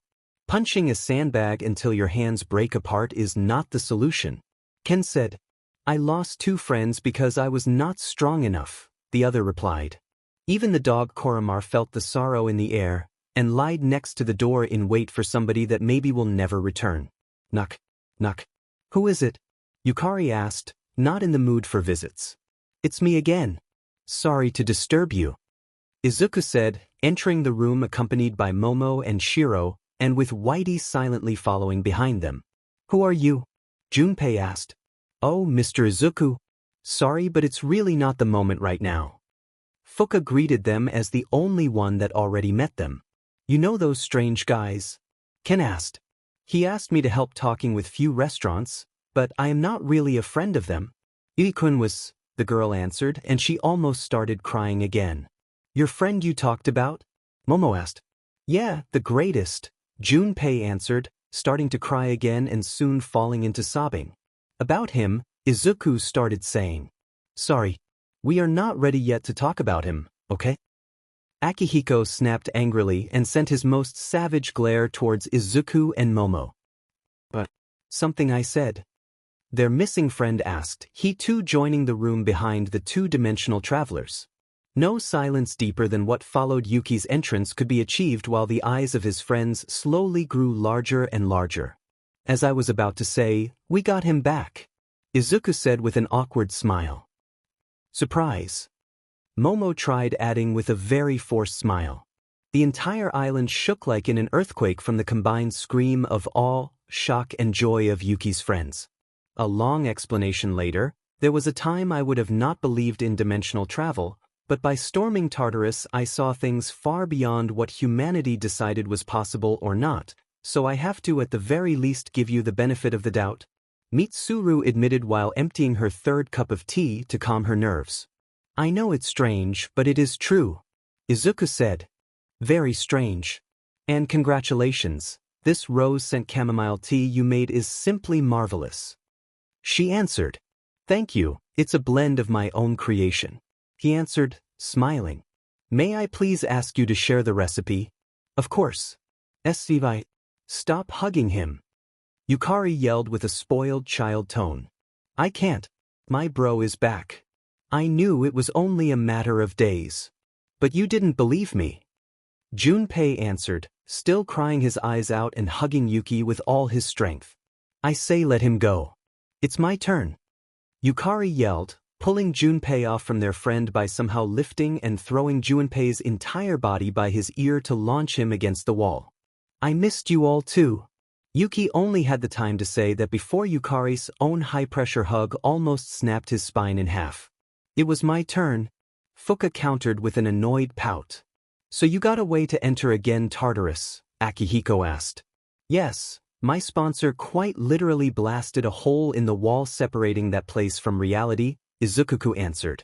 But after that we had to navigate and climb the place by ourselves, Momo added. That's a very harsh trial. Ken said.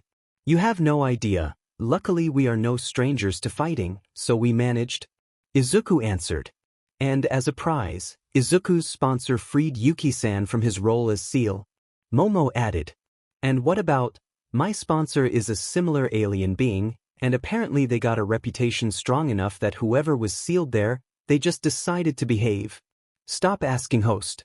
Knowing more about the system is not necessary to your ascension to God of Cooking. The system anticipated Izuku's question once again and sent their answer. Gods threatening each other. Now I saw everything. Mitsuru admitted with a small chuckle. Who cares about that CRP? We got our friend back. Junpei said, still deliriously happy. Crude as always.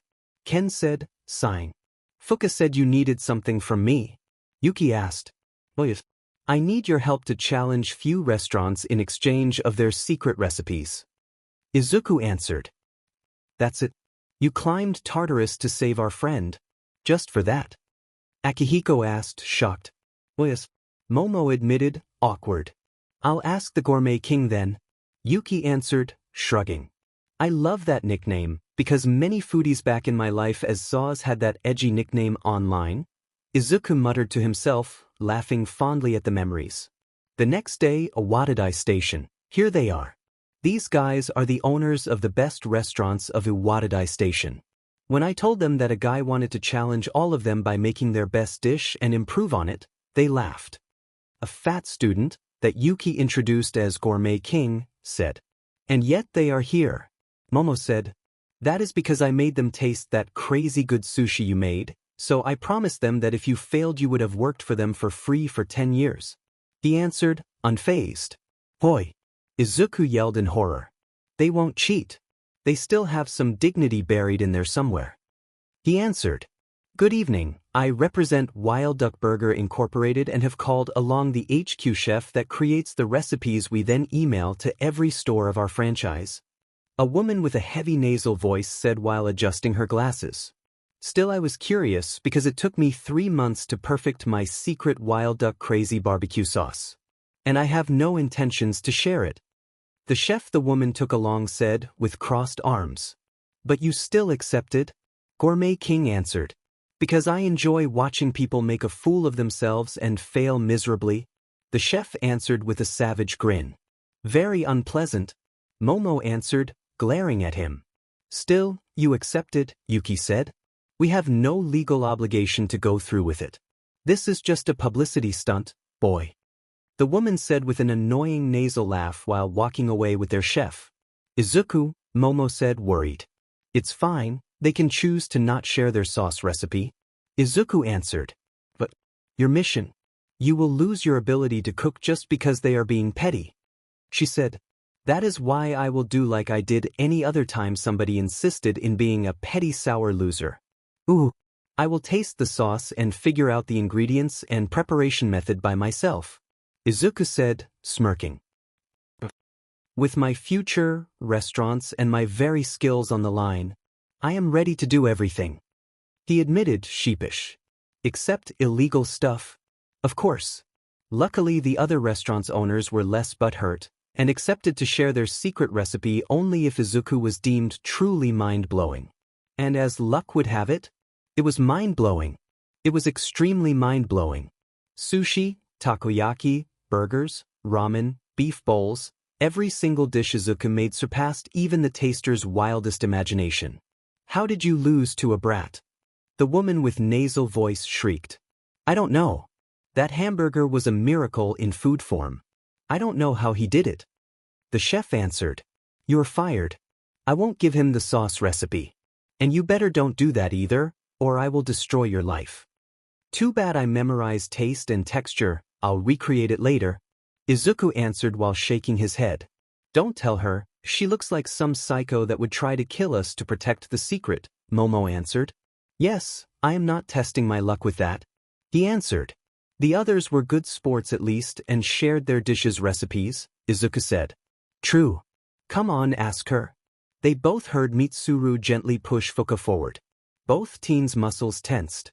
Yeah, I don't think he will be against it. He can teach us both. Yukari added. He may need a miracle to help you, Yucatan. Junpei said, laughing. Shut up, stupid. They are running away. Yuki said and pointed at the running Izuku and Momo. What? Ken and Akihiko asked. No, we are not that bad. The girls yelled while chasing them. Come on. Young Fuka is also an amazing girl. Don't be afraid of commitment. Yukari added, making Fuka blush crimson. Hey, come back. Come work for me, my takoyaki prince. The owner of the takoyaki shop yelled, joining the chase.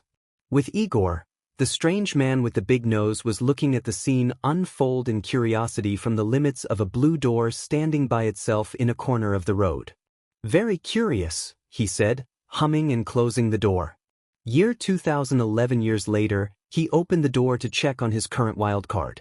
I tell you, the best barbecue I ever tried. A young man with earphones around his neck said. I see. Still doesn't explain this, the current wildcard answered. Stop. My barbecue king. Give me a chance. I can be romantic too. Chie yelled in despair while chasing Izuku. Oh. Choose me.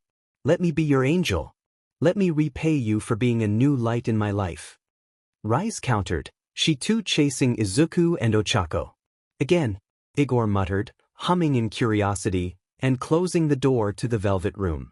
Year 2017 Igor opened the door again to check on one of his wild cards. Ren watched the blue door appear behind Izuku, a door only he could see. The man with a long nose and the young girl in a blue dress with him just nodded their heads, and hurriedly slammed the door closed and made it disappear as soon as Izuku turned around to see what Ren was looking at. Igor then reopened the door to see what was happening. So what have you done? Ren asked. I was told she was brainwashing people through her sense of despair and longing for freedom and revenge. My sponsor offered to cut her connection to the outside force that was helping her, but the exorcism of that darkness was up to me. And I did. Izuku answered. How? Makoto asked for Morgana, since Izuku could not understand the cat's words.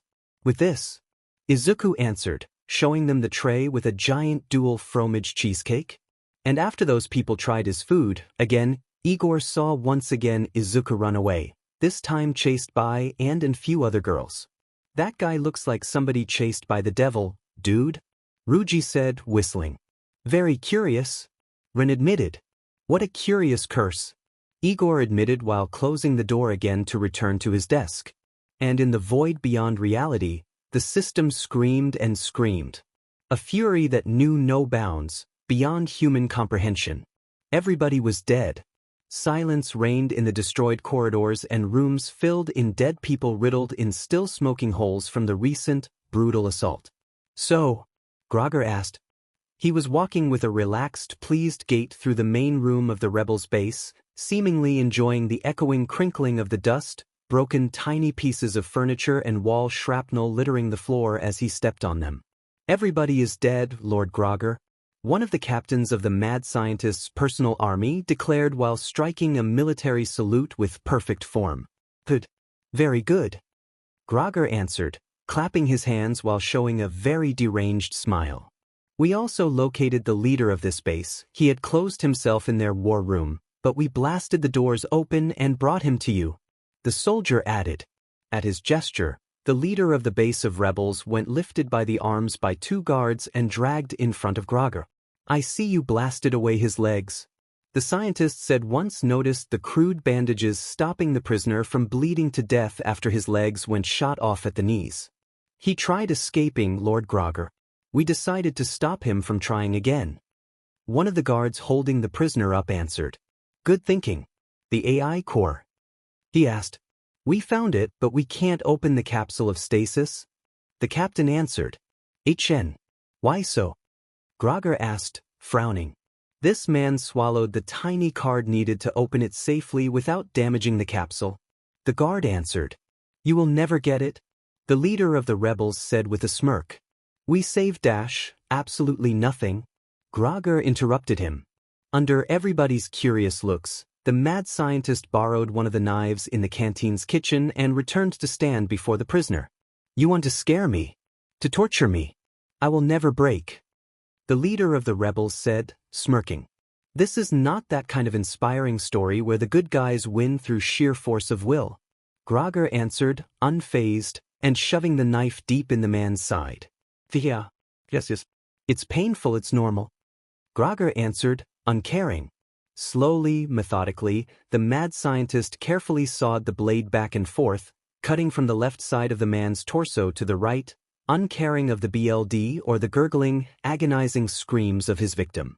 Should be around here, somewhere, Grogger muttered as soon as the leader's guts splattered on the floor and the man finally succumbed.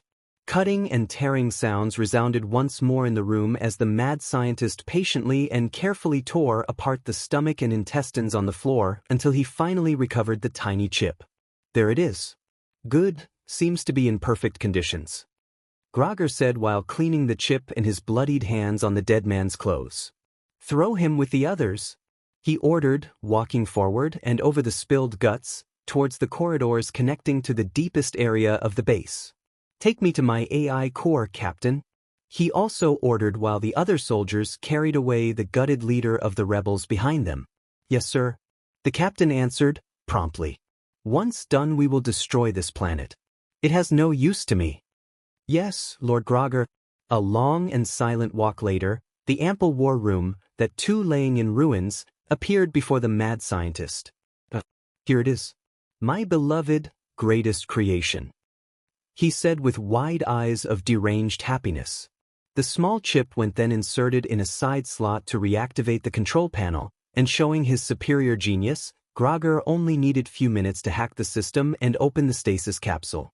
Bring me my instrumentation, he ordered. Yes, sir, the soldiers answered, and a big metallic briefcase containing a complex portable computer was opened by the captain that held it up for Grogger. Connection operative, Grogger said to himself once connected to the AI core program. Greetings, Lord Grogger. The AI answered from the computer's speakers. Let's see. Nothing is out of ordinary. No tampering, no copying, no hacking. The source code, Grogger muttered while his hands danced on the keyboard of the PC. It's my AI core. The code is 100% legit. Good, for an instant I feared they still managed to make a copy of my AI core. But I am happy to see that no, it is still a one-of-a-kind wonder. I was not tampered with, Lord Grogger. The Resistance had not the right knowledge to breach my security protocols.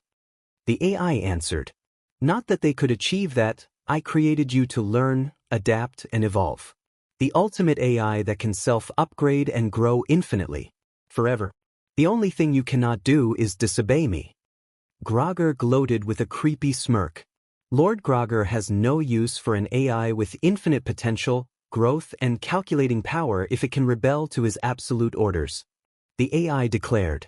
Well said, my appealing SLV. I am your emissary, and my will is absolute. Indeed it is, Lord Grogger. Good. Carefully bring the AI core to my ship. Then blow up this cesspool of a planet. It's an eyesore. Grogger, once detached the PC and turned off the AI core, ordered while wailing away. Yes, Lord Grogger, the captain answered immediately. Barely an hour later, the personal army of Dr. Grogger left the planet's orbit, with the last ship dropping a massive bomb that on impact with the ground exploded in a giant dome of energy that initiated a lethal chain reaction that caused the entire planet to explode soon after, leaving behind only a handful of red-hot ashes floating in the emptiness of space. Bring me to my ballista. Once checked a last time if my AI core is 100% functional, I will install it and begin my conquest of the universe. Grogger ordered, his bloodshot eyes looking at the entire expanse of the galaxy in front of him. Yes, Lord Grogger, the numerous men and women forming the crew of his personal, enormous ship, answered in chorus. An endlessly growing AI with infinite intelligence and calculation power, connected with a planet-sized space station able to instantly create every possible weapon of mass destruction in infinite number. If nothing will be done, the entire universe will soon tremble in fear of Grogger and fall under his merciless dominion. Meanwhile, with Izuku and Momo, Jorik's spaceship Izu and Momo were watching Jorik and Pat set the coordinates for the desert planet the rebels told them has the Geoplex ingredient. Izuku was hunting down roaming about freely. I checked the net just in case, and indeed the owner of a small mining company has posted a picture of a DMN living Geoplex with a hefty bounty for whoever kills it, along every possible warning about the thing being savage and dangerous. Jorik said. For once whoever posted a bounty on the official forums also didn't downplay the danger of the target. Nowadays that's a rarity. Pat added. Can we see the picture? Momo asked. Sure. Here. The robot answered, moving a monitor towards the two to show them the high-quality image of a monstrosity resembling a pangolin, only with stubby spikes on its back in place of the normal smooth scales, and at least 10 meters tall. That looks like a very hard shell, Izuku muttered. Already preparing recipes? Momo asked, chuckling. Kinda, until I capture it and get its meat actually on my chopping board I won't be sure about what to make. Usually, in the gourmet world, beasts with hard shells hide inside the softest, springiest meat you can imagine, but this one, by looks, it could actually hide under the scales a meat a bit more hard so to speak. A Geoplex may be perfect for stews but not steaks, for example. I don't feel like jumping to conclusions. He answered. If it helps, that thing's scales are apparently dense enough laser rifles have trouble piercing through. Jorik said. We need heavy artillery. We don't have that in the ship. Pat answered, groaning. We will figure something out, have no fear. Momo answered, reassuringly. Go wake up Yamas, we are ready for hyperjump. Jorik said. Okay. Izuku answered, leaving the ship's bridge to walk towards the small alcoves of the ship, each acting as room for the crew on board. In one of those small cubicles barely big enough to contain a single bed for people to sleep in, Izuku found Yamas asleep without her helmet and with her fiery, gorgeous red hair sprayed around her head like a halo of spilled red wine. Yamas, wake up, we need to hyperjump. Izuku said, whispering and gently shaking her. HN. Okay, she answered, yawning and getting up to stretch. Here, he said, handing her her helmet. Thanks. She answered with a sleepy but grateful smile while wearing again her helmet and connecting it to her armor with a subtle metallic hissing sound. You know, I expected you and Momo to be surprised, or even shocked, at discovering that the most feared and infamous bounty hunter of the galaxy was a human girl, but instead, you two didn't react at all. She said, laughing. I admit I almost felt bad about it. She then said, shaking her head in amusement. But your being a woman is not an earth-shattering discovery. Nobody says women can't be awesome bounty hunters. I mean, I believe that any time someone calls attention to the breaking of gender roles, it ultimately undermines the concept of gender equality by implying that this is an exception and not the status quo. When people point it out, they act as if it is something abnormal, because if it was normal it wouldn't be worthy of being pointed out. I instead believe in the value of pure, true effort and skill, uncaring of the individual's gender, race, or whatever else. Izuku answered, shrugging. Very well said, partner. Yamas answered, chuckling and ruffling his hair with a hand. Thanks, he answered, blushing at the praise. So, shall we go? Yamas asked once connected the giant rotary gun attachment of her armor, with her hand disappearing inside the bulky weapon covering her arm from the elbow down. Yes. The young chef answered, following her back to Jorik and Pat. A relatively short fly through hyperspace later, orbit of a massive desert planet. When the ship slowed down and blinked back into existence, the crew could see a truly massive planet completely covered in a single, massive desert of reddish-brown sand and many giant chains of lifeless dark brown mountains. Here we are. One of the many sand bowls of the galaxy, major export, sand. Average temperature, my skin is melting. Jorik said with a mocking tone of distaste. Ignore his whiny fits, we will soon enter the atmosphere and initiate the landing protocols. Sit down and fasten your seatbelts. Pat instructed. Ready. Once everybody else was seating, Yamas gave the okay and assisted Pat in organizing their landing. But, hold on. We are going to dance. Pat said, and as he warned them, the ship started shaking violently while they flew down towards the small landing area closest to where the Geoplex had been seen. Of course we find a sandstorm covering the landing pad. I hate desert planets. I hate them. Jorik grumbled, and holding onto the ship's controls to try rein his beloved ship now acting like a wild horse refusing to be tamed. You said the same when we got to the ice planet. Pat answered, yelling over the cacophony of sounds coming from the wind outside rattling the ship's hull. I hate extreme climates, okay? Shut up and focus. Yamas yelled over them, She too was holding onto her control panel to help them stabilize the ship and stop it from being tossed around like a toy in the hands of a toddler throwing a tantrum. Will we be okay? Momo asked, distraught.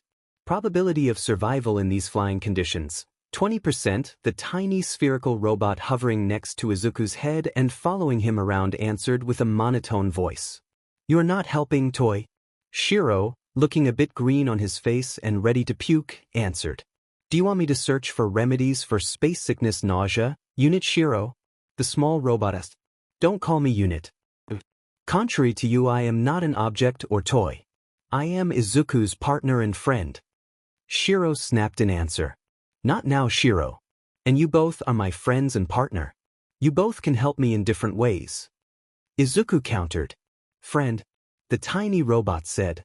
Izuku has a personal reason, born of trauma, to dislike the idea of owning somebody else. We are told AIs are not objects but people, so he doesn't like the idea of treating you like a something to own since a bad man for a while treated him like an object, or asset, to use instead of a human. Momo explained. Understood. I will update user Izuku's status to friend Izuku then. The small robot said. Their AI is not advanced enough to be considered sentient like us. Pat felt the need, probably out of pride, to point that out. I am barely stopping myself from puking. So, sorry, but I don't feel like talking about the philosophical nuances of what makes an AI sentient or not. I prefer treating you all equally. Izuku snapped back, and gurgling in a very unhealthy way before covering his mouth with both hands. Thank you, friend Izuku. The tiny robot answered. A basic program only able of minimal interactions and only good for keeping notes and play music is getting considered on par with me and my race. Preposterous. Pat muttered, whining like a child. Shut up and drive, holy mother damn it. Jorik shrieked.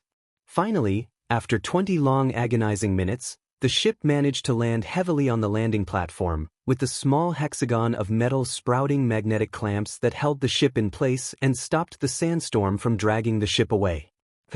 I say we wait inside for the storm to pass. In the meantime, try to catch your breath, Yamas said. Oh, God, Momo instead bolted from her seat, and soon the sound of her retching echoed all the way back to them from the bathroom. Is your friend PR Gin and Tea? Pat asked. No. You DMN rusty tin can. Humans can puke for many reasons.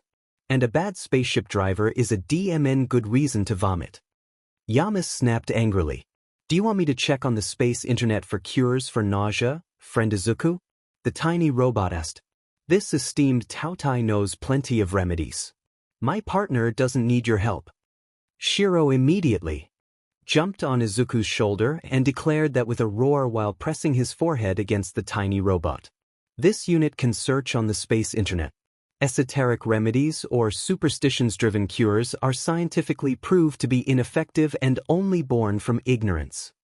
The tiny robot answered, voice monotone and empty of every emotion, while actually pushing back against Shiro's head. How dare you? I already have to deal with that lazy dog-shaped sack of sheet, and now I have you as well coming to bother me. Shiro yelled in apoplectic rage. Back in front of the restaurant, Blackie heard that moniker of Shiro and grew annoyed, and his growl made the small-time thief trying to enter Green Cloud restaurant shriek and run away screaming in terror, clearly aware of the Lord Dog's reputation.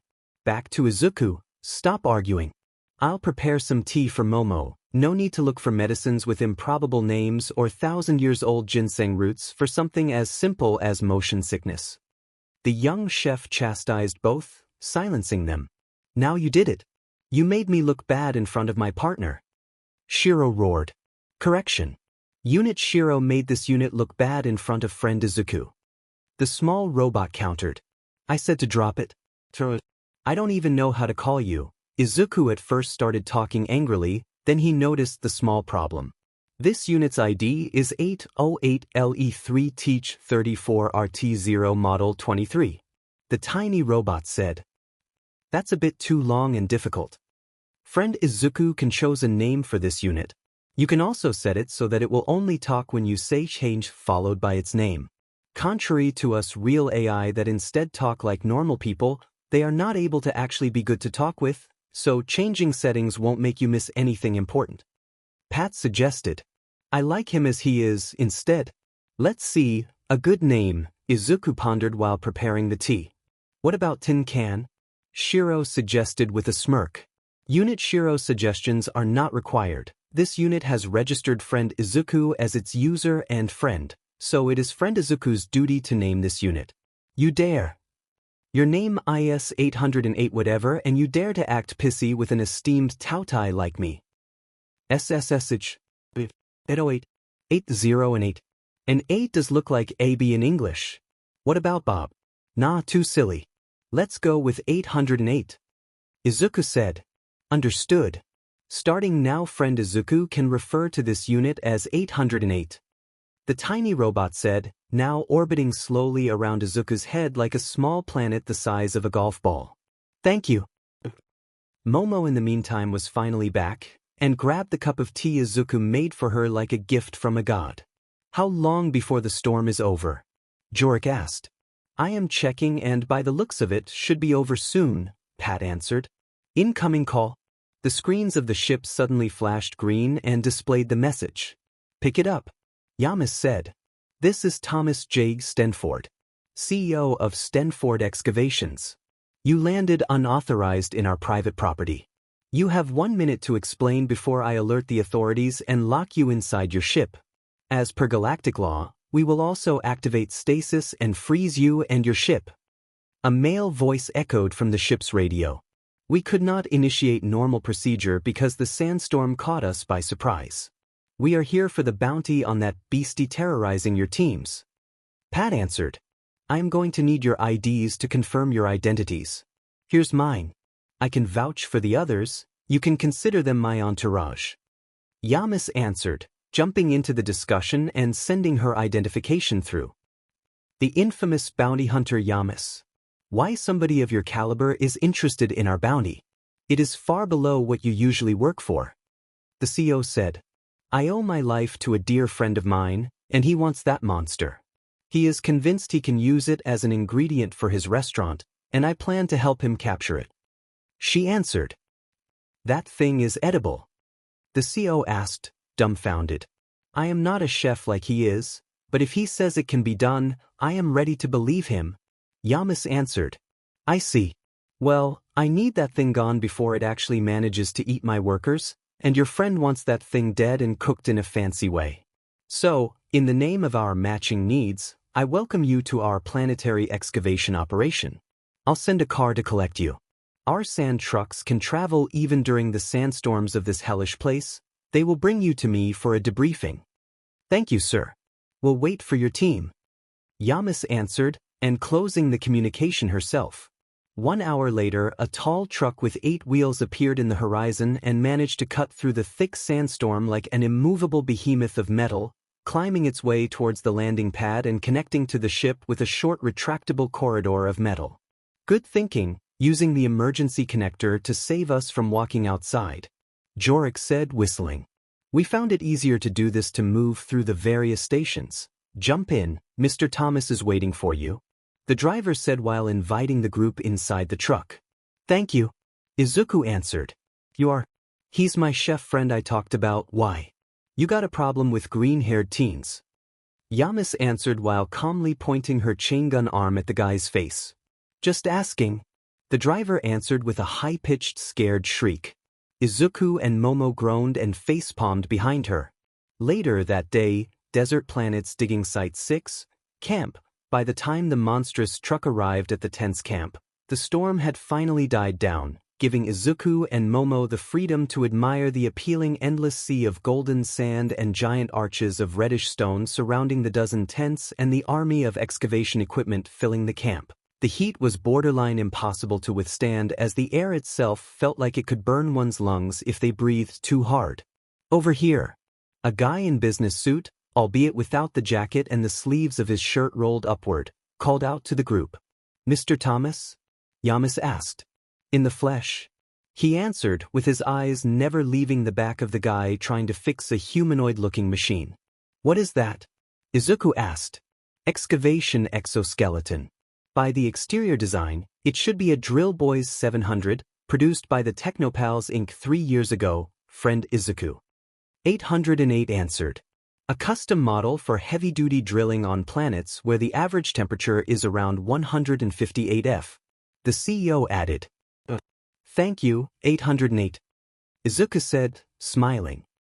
Why is friend Izuku thanking this unit? The small ball robot asked, moving away from orbiting around the chef's top of the head like a halo to instead stand in front of his eyes. I am grateful because you answered my question. I shouldn't. He answered. I mean, it doesn't sound like it should be forbidden either.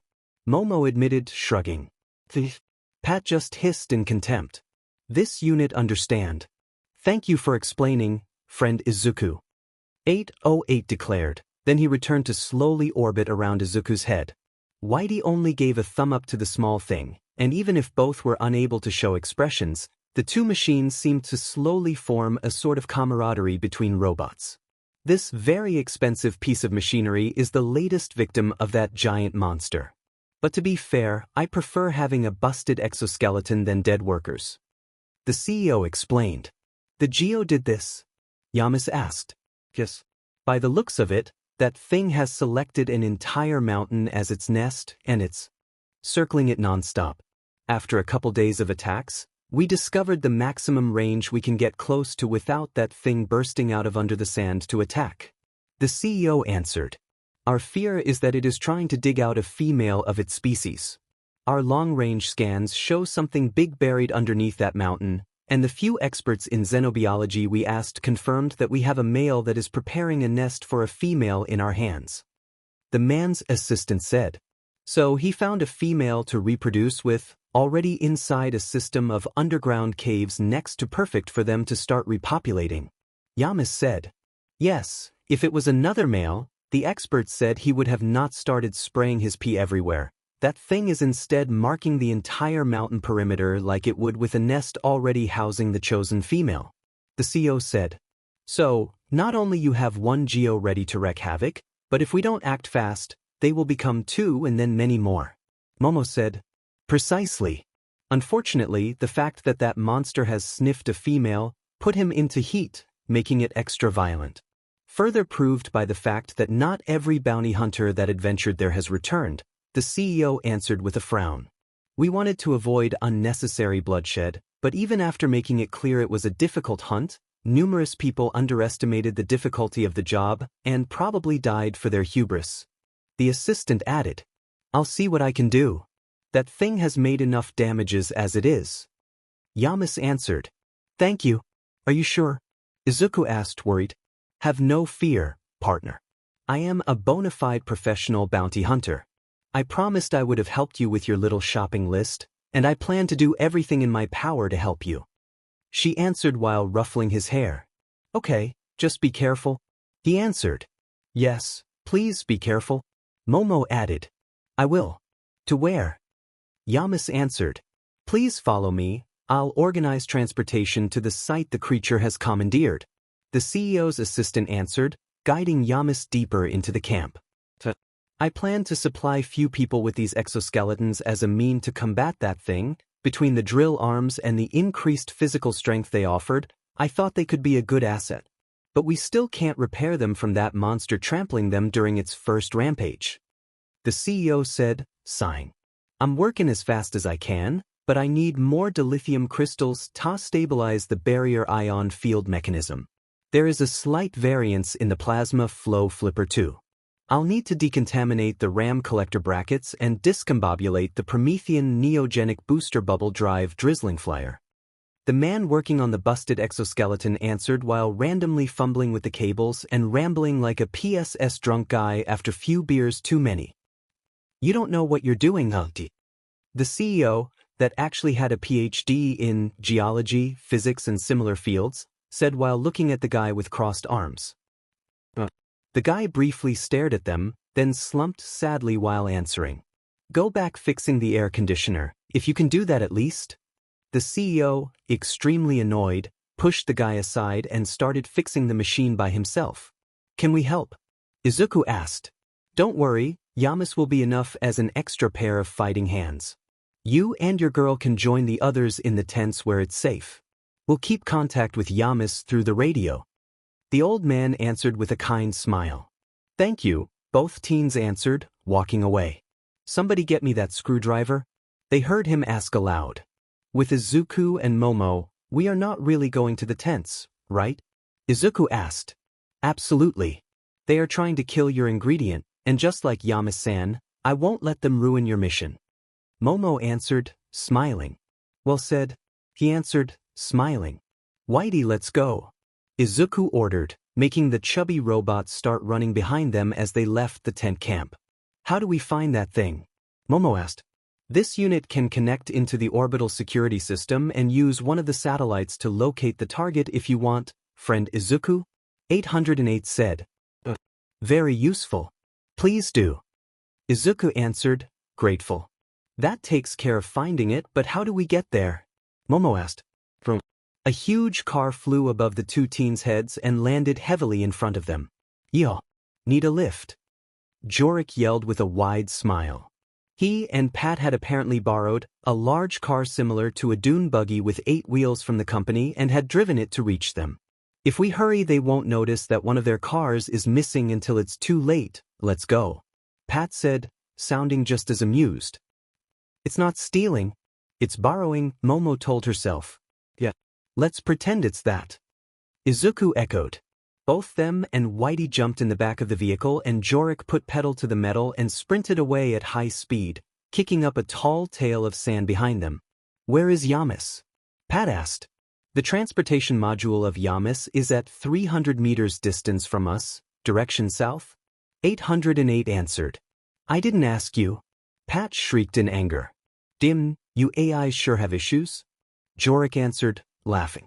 It's a matter of pride. Childish pride.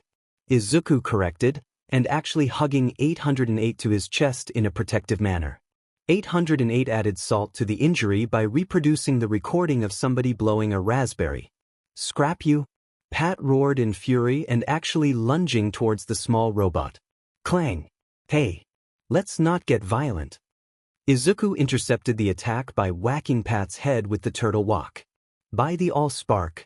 The scrap is that wok made of? Pat shrieked in pain while massaging his head. Thank you, friend Izuku. 808 said. Friends help each other. He answered, smiling. This unit has understood. The tiny robot answered after a long pause, appearing briefly from the depths of Izuku's fluffy hair where it had hidden in to escape Pat's grabby metal hands. Defeated by a pan. How the robotic mighty have fallen. Jorik laughed loudly. The two cars kept traveling at high speed through the desert, jumping down giant dunes and traversing canyons of tall, lifeless rocks, even passing by forests of cacti as tall as buildings.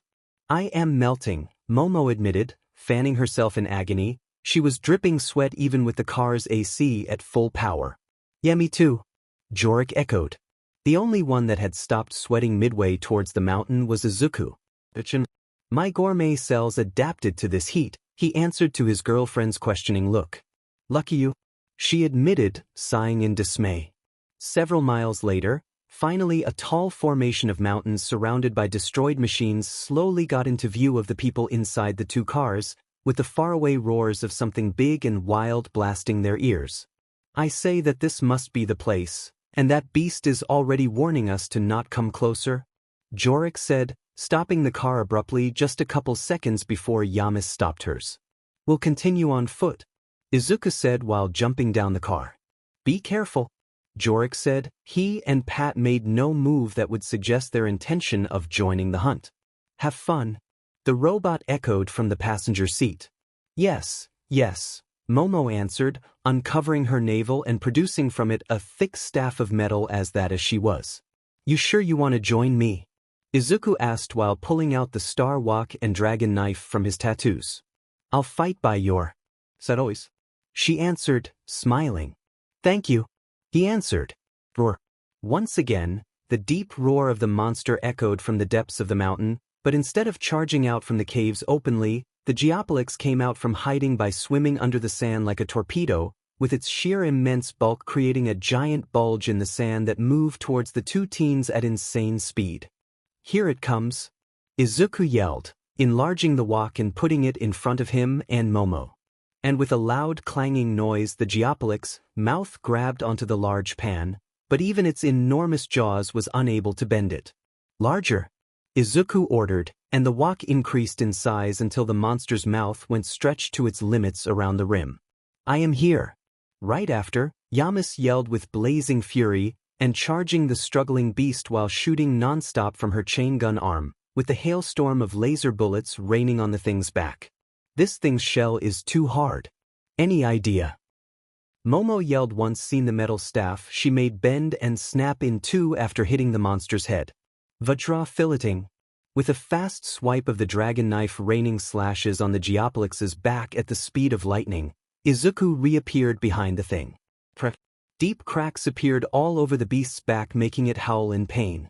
I would prefer not breaking the shell completely, just enough to hit the body under it with stun attacks, he answered, jumping on the beast's back. Izuku. Momo as well jumped next to him, and creating metal hooks she and him used to latch onto the Geoplex back thanks to the cracks in its shell. Thanks. Can't you use your knocking? Momo asked. Not until I know how this thing's muscles work. It's a precise art, and to paralyze it I need to understand where and how to hit. If it dies the system will consider the capture a failure, he answered. The Geoplex gave a loud defiant roar and tried bucking both teens off. Host. Whitey took offense to that, and with blazing red eyes the robot punched the monster's face so hard its head finally let go of the wok, at the expenses of many of its fangs that went destroyed by the devastating right hook of the robot that almost sent the creature flying, and the two teens with it. Partner. Shiro too added his own retaliation by slapping down on the monster's head with a fluffy paw that slammed the beast's head on the ground so hard sand exploded all around them. Don't kill it, Izuku ordered, frantic. Sorry. Both Robot and Tauta answered. You two okay? Yamas yelled in worry, jumping on the Geoplex's back, shoving her chain gun in the biggest crack she could find and unloading a new salvo of projectiles right in the monster's spine area. The beast gave a terrifying roar of pain and tried rolling on the ground to squash the three intruders on its back, forcing Izuku and the two girls to jump away to avoid being crushed. It's running away, Yamas yelled. Chase it? Momo answered. Jump in. Jorik, driving at top speed, reached them, and thanks to Pat, the trio went pulled inside the car without stopping the vehicle. I can see it, Izuku yelled while pointing at the big bulge in the sand moving back towards the mountain. I managed to wound it badly, but how do we capture it alive? Yamas said. We got some narcotics from the woman that took you here, something left behind by one of the many hunters that got eaten by that thing, but without proper instrumentation, you won't be able to pierce that thing's skin. Jorik answered. What kind of instrumentation? Momo said. Hunting equipment specific for beasts with thick skin and hard shells. Both the riffle and the bullet cases need to be made to pierce through all that before injecting any sleeping drag. Pat answered. Do you have the schematics? Momo asked. What? You are going to pull one out of your butt? Jorik answered with a mocking tone. Not from my butt, she answered, smirking. You sure? Izuku asked. Thanks to you I learned how to stockpile a lot of fat tissue without risking my health. Have faith in me. She answered. Always. I have downloaded the schematics. 808 said. Good. Send them to me, I'll project them for the others. Yamas answered. Meanwhile, with Grogger, space, had somebody been so unfortunate to cross paths with the mad scientist, they would have been witness of the terrifying spectacle of a moon fading into existence by exiting from hyperspace to fly by itself through the void of space, and barely taking note of its being artificial for barely a second before being disintegrated by one of its weapons. The bio-obliterating ballista had come to life as soon as Grogger had installed the AI core in the ludicrously big space station's heart, and the thing was now moving to start the madman quest for domination. Control room, everything is going according to plan. My greatest creations, the ultimate orbital weapon and the greatest AI in the galaxy, are working together as I envisioned. The universe is mine. Grogger declared with wide, insane eyes. Lord Grogger, a fleet of ships bearing the insignia of the rebels is approaching us. One of the men manning the station said. There are thousands of them. Another added, blanching in horror. So what? Destroy my enemies. Grogger ordered. Yes, sir. The metallic female voice of the AI core answered. On the outside, on the moon-sized space station's surface, a single dot of light formed to shine blindingly. Targets locked. The AI said while on the giant screen of the control room the various ships all went highlighted in red. Opening fire. The machine declared with a monotone, and that same light turned into a thin blade of light that then spread into smaller tendrils that pierced and cut each and every ship instantaneously, disintegrating them. All targets destroyed. No survivors. Thousands of ships. Gone in an instant, one of the technicians whispered in terror-filled awe. Good job, SLV. Grogger said with a pleased tone. Locate the planet they came from and destroy it. He ordered next. Intercepting rebels' communications. Planet located. Sector their base is hidden on planet Pedo. Civilian population, 11 billion. The AI answered. All necessary casualties in my war of conquest. Set coordinates for that planet, SLV. I want to be as close as possible when it will blow up. Yes, sir. The AI answered. Once again, the giant artificial moon disappeared once accelerated into hyperspeed. In the meantime, on its surface the metal planet's surface shifted and transformed to create an immense hole that then protracted outside to form a giant cannon with a hexagonal mouth of monstrous sizes. Bow before Grogger. Ha!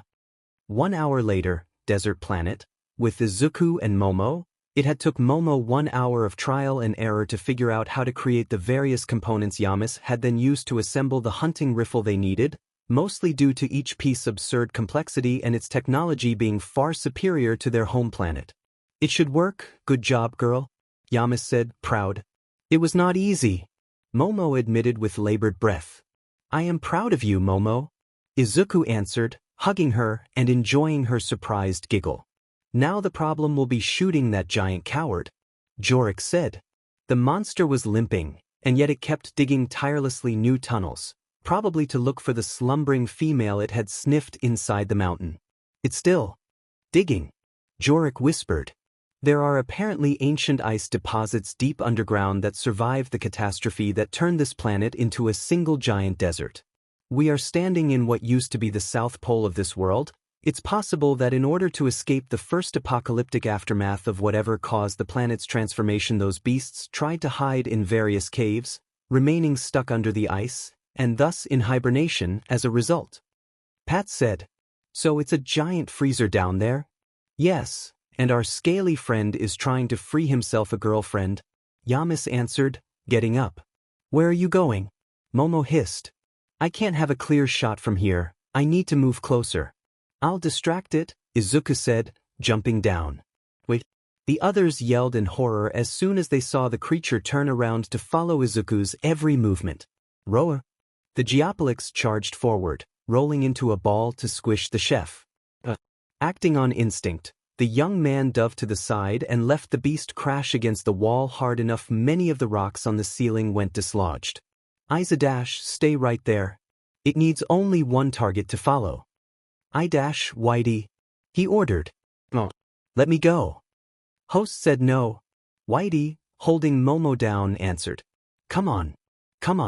Stop moving so I can shoot your DMN head. Yamas hissed in fury as she was unable to set the scope on the Geoplex head for more than a few seconds.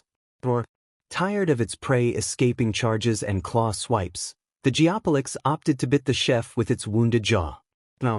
Summoning the mallet from his tattoo, Izuku jumped back late enough the bite barely missed him a few inches and slammed the wooden meat mallet down on the Geoplex, head hard enough the monster's head painfully slammed on the ground. At the same time, Yamas pulled the trigger as soon as the monster lifted its head look up to roar both in anger and pain. The drill-shaped bullet syringe reached the base of the beast's neck, and upon contact the micromechanism in the bullet activated the drill to pierce scales and tough skin, and as soon as soft tissue was detected, the drill stopped and the bullet pumped all at once the sleeping drags it contained. The beast groaned and swayed in place, drags and concussions sapping away its strength at a high pace. Run away. Let the drag do its work. Jorik and Pat yelled frantically. Rumble. To everybody's horror, another Geoplex burst out from underground, far bigger than the first that went thrown against the wall by the charging female. That must be the female. The fight must have awoke it. Yamas yelled. It's effing huge. Jorik shrieked in fear. Load another bullet. No. Momo screamed. Arg. Izuku in the meantime had to grab onto the upper jaw of the female Geoplex with both hands while pushing down with one foot on the lower jaw to not be swallowed whole. His other leg was shaking heavily while pushing back. Ready. Yamas yelled, trying to ignore her curiosity about the ludicrous amount of strength needed to push that monster back, and taking aim once again with the rifle. There it is. At the same time the young chef ped back his right hand. Heavy knocking, the arm got covered in reddish fur and became bigger and with more defined huge muscles. Amitba ice pick? Izuku yelled, shoving his right pointer finger inside the Geoplex mouth, on the ceiling of its mouth, hard enough the scales on the beast's forehead grained cracks and bulged outwards. Okay, that was DMN impressive. Yamas admitted with a whistle and lowering the rifle without shooting. The 20-something meters tall female Geoplex fell to the side with a whimper and soon lost consciousness. Okay, knocking points inside the mouth are dim rare, and of course this wild beast had to be the one to have the bigger cluster of them in the palate area, Izuku said with a sigh, falling sitting on the floor with a sigh. Why you had to fight alone? Momo bellowed, rushing to him to hug him as hard as she could. I told you. A single target was easier to manage and give Yamas a target to shoot at. He answered with a groan of pain from her hug bone-crushing strength. This is hardly an excuse. She answered, stubborn. Sorry. I am still mad at you, and at the same time happy that you are alive. She answered. Both turned towards Yamas. Sorry, I just wanted to make sure it would stay asleep. She answered, sheepish. You ruined the moment. Sorry. She answered. Okay, we need to drag these out now, somehow, Jorik said. Should have brought the ship. Pat added, humming. Will you cook them too? Yamas asked. No, contrary to the Terrorix, we only found these two alive, so I don't have a specimen to sacrifice for test cooking. Izuku answered, sighing. Friend Izuku. There is another hibernating Geoplex that still has to wake up. 808 said. And how do you know that? Pat asked, annoyed. This unit has connected to the mining facility scanning satellite and used them here to search for other exemplars. There is a shape deep under friend Izuku that resemble a Geoplex. 70% chance that it is indeed another specimen. It's unclear if it's alive. I had to tinker with it a bit to make it work, so I blame the modifications I made. I had to adapt spare parts not officially used for these bots. Yamas answered, sounding very awkward. That's one hell of an upgrade, Jorik said, laughing. They were very expensive and illegal parts that I used. The woman answered. Of course they were also illegal, Momo and Izuku muttered as one with a sigh of dismay. Later that day, main tent camp of the mining company, bloody hell. These three are DMN gigantic beasts. The CEO said with a whistle of awe. Up close they are even more terrifying. His assistant added, hiding behind him while looking at the sleeping Geoplexes. Thank you for sending all those trucks to drag them here. Yamas said. It was not an issue. As soon as I told a few research institutes that we had a perfectly preserved exemplar of this thing here with us, they started a bidding war to get it, so I already managed to cover the expenses for repairing the damaged equipment, my wounded workers, and even your bounty. And still got money to spare. He answered.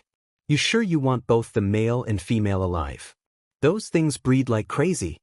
Green, Yamas' scientist friend, said while rapidly studying the three exemplars. I have a way to artificially regulate their breeding. Izuku answered. It really looks asleep like the others instead of dead. What amazing level of conservation. But even then, cooking a Geoplex? This I need to see.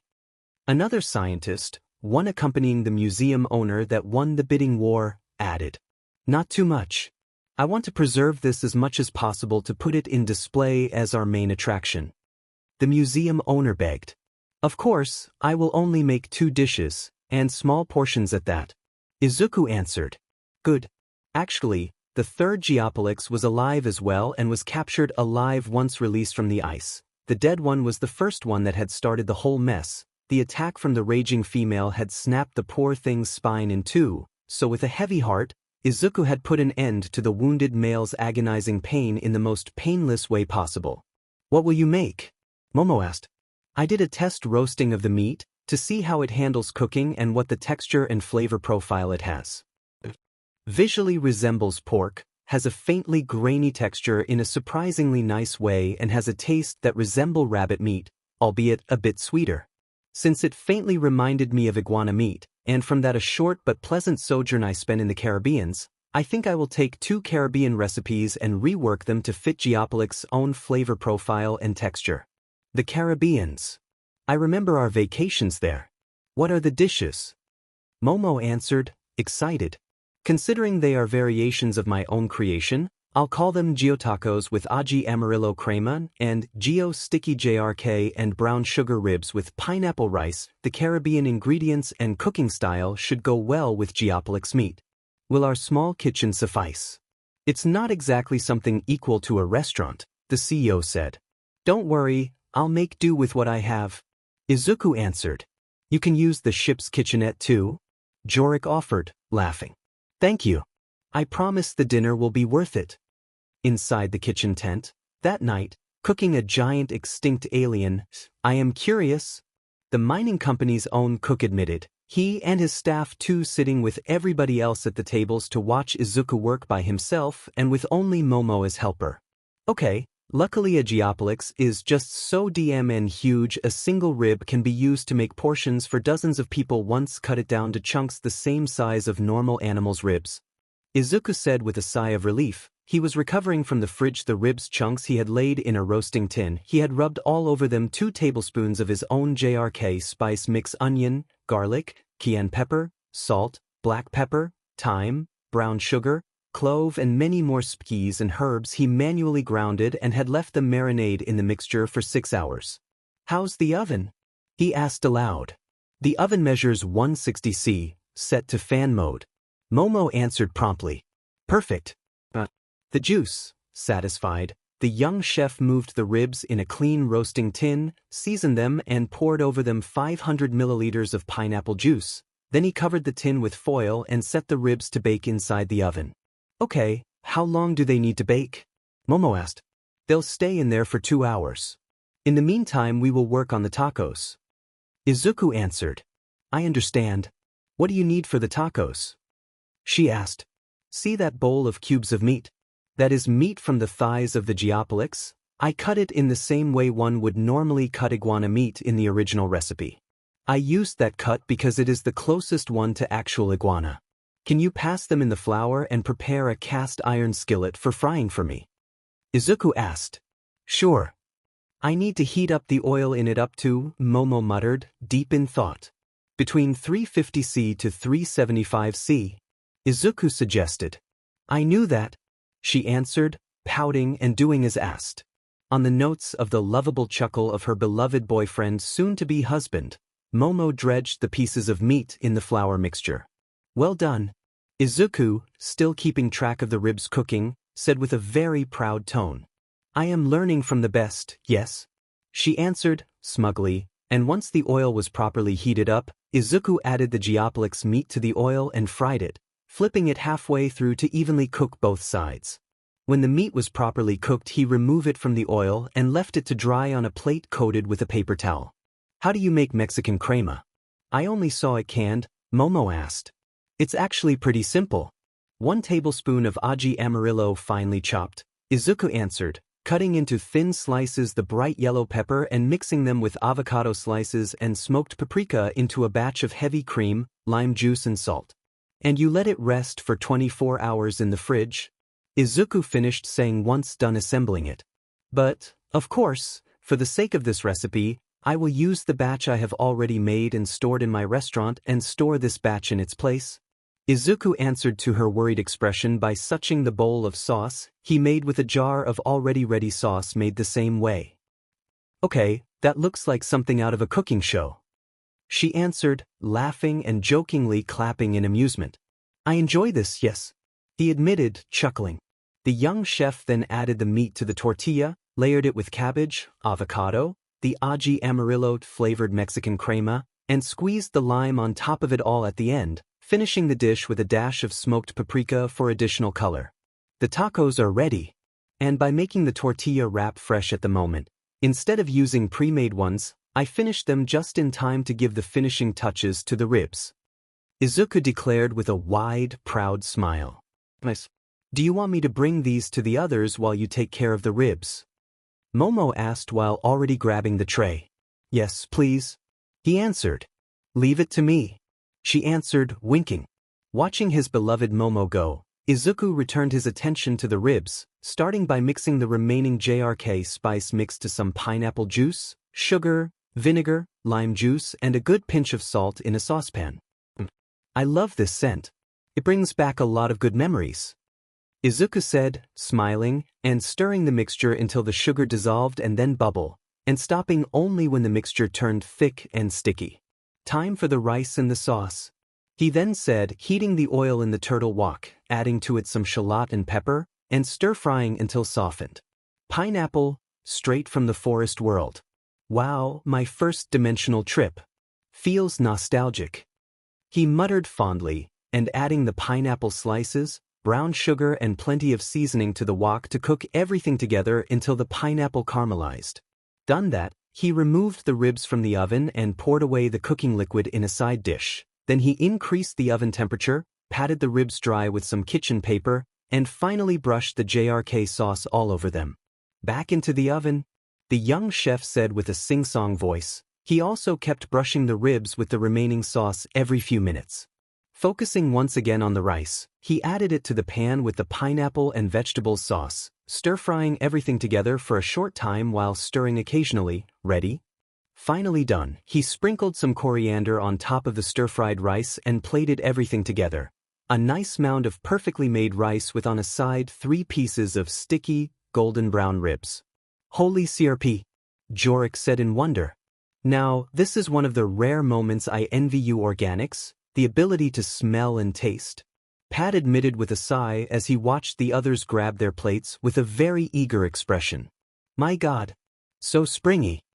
The CEO admitted, briefly forgetting manners and talking with his mouth full. It does remind me of my honeymoon in the Caribbean. But even their food was not this good. The CEO's assistant admitted while eating. This confirms the few sparse murals we found. Back in the primitive days of this planet they hunted the Geoplex species obsessively. And now I understand why. Their meat is amazing. The museum owner echoed while attacking the ribs with ravenous hunger. I'm happy you like it. Makes my work worth it. Izuku said, smiling wide. You rock, partner. Both this dish and that Terroris dishes are amazing. That's why you want that olio whatever too. Yamas asked. It's a latriomorph, but yes, I believe that too can be delicious. He answered. Then I say let's find us some. Jorik answered. Stomach wonderfully full and bulging. Unfortunately I got no news about that thing, neither from Green's friends or the black market. Yamas immediately killed the short alien's hype. Any other way we can try? Momo asked worried. Not one I can think of. The bounty hunter admitted with a helpless shrug. Those guys from the resistance. They did say that some corporation was creating it. Izuku said. I hoped that some exemplars had leaked to the black market. Attacking a corporation is a suicide with extra steps, you know. Each one of them posses a personal army that rivals that of the Space Senate. Yamas admitted, groaning. The one time we need corporate stuff to be illegally sold by some distraught office worker, it doesn't happen. Pat commented, face-palming. I'll call those guys and force them to tell me in which lab of the Yalandwatani Corporation their scientists are playing God to create the alatriomorph, Yamas said, groaning and fumbling with the communicator at her wrist. Only static noise came from her communicator. Okay, this is strange, she said, humming. Nobody home? Jorik asked. Not just that, it's not connecting as if their radio is turned off. Maybe they are finally trying to stay low-key. Pat asked. Would surprise me. She answered. Terrible news. One of the workers busted into the tent with a terrified expression. What? Grogger made his move. He is attacking Planet Pedo with a ludicrously big space station. He openly declared war on the galaxy. The guy said, "What?" Many screamed. That's where the main HQ of Yeland Watani is. That entire solar system belongs to some of the biggest corporations, each controlling a planet. Yamas said, "Yeah. Right now it's a DMN war in that system. Space Senate and the private armies of a dozen corporations are fighting against Grogger and his moon-sized space station, and the Senate is also recruiting every bounty hunter and space pirate they can reach to join the fight in exchange of a complete pardon of their crimes. It's hell in there. I hope they stop that megalomaniac. That psycho has a bad reputation already. If he rules the galaxy, God only knows how bad things will be." The CEO said, "Prepare to evacuate. This planet is far too close to that solar system. We can't risk this planet becoming the first conqueror of that madman if he wins." His assistant suggested, "Organize everything. We are going back to our home planet. I hope the bank will understand we will fail to pay back our loans," he admitted. "Our bank is on one of those planets. If Grogger vaporize it, we won't have to justify a thing. Let's go." The woman answered. As one, the various people present hurried out to organize an emergency evacuation of the planet. Yamas and Izuku looked outside deep in thought. "Guys?" Jorik asked. The host guessed right. The Elatriomorph can be found on that planet only. The system said. "Of course, as always my luck is truly spectacular." The young chef thought in defeat. "You and me thought the same thing." Yamas said. "No," Jorik muttered. "We are going there. On that planet." Momo said, "Sign. We are not going." Pat said immediately. "Do you want me to drive a ship in a section of space where there will be lasers and plasma covering every inch?" "You are DMN insane." "I am not going." Jorik shrieked. "Then we'll use my spare ship." "You coming, Momo?" Yamas answered. "No." Izuku said. "Yes." Momo countered. "Wadash, non-negotiable. As your future wife, I am putting my foot down. I am following you there." She answered, crossing her arms. "Fine." Izuku conceded bitterly. "Good. I'll call my ship. Hopefully the autopilot will get my signal." Yamas said, rapidly tapping the controls of her wrist communicator. Jorik and Pat watched them in silence. "Well, it was a pleasure knowing you, Izuku," the short alien said, hugging him. "Please, try to not get yourself killed," Pat added, hugging him right after. "Thank you for everything," Izuku answered. "Thank you," Momo said, hugging the two as well. "If you don't die. I really want to try that Elatriomorph," Jorik tried saying. "Of course," he answered. "May the all-spark of life shine on you and guide your journey." Pat pried, choking a bit. "My ship connected.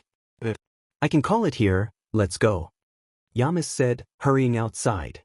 "Okay." Izuku and Momo yelled, joining her outside. Jorik and Pat watched them leave and wait outside for a ship to enter orbit and land in front of them. Both hissed and jumped to their feet. "Wait. We are coming too," Jorik yelled. "I'll get the ship," Pat added. "Welcome on board of our suicide mission in the name of food," Yamas answered, smiling wide, and with not a single hint of irony in her statement, only excitement. "You organics are insane, but I guess this is what you mean with friendship to the end and all that nonsense," Pat answered, sighing.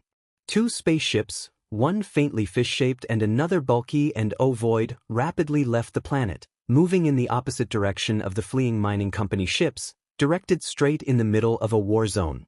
Gandar System, battle. The void of space was being almost completely engulfed by the colorful and violent rain of lasers and missiles of the immense army formed by the unlikely alliance between space pirates and the Space Senate and the private armies of a dozen corporate planets desperately fighting against the behemoth that was Grogger's moon-sized space station, the bio-obliterating ballista.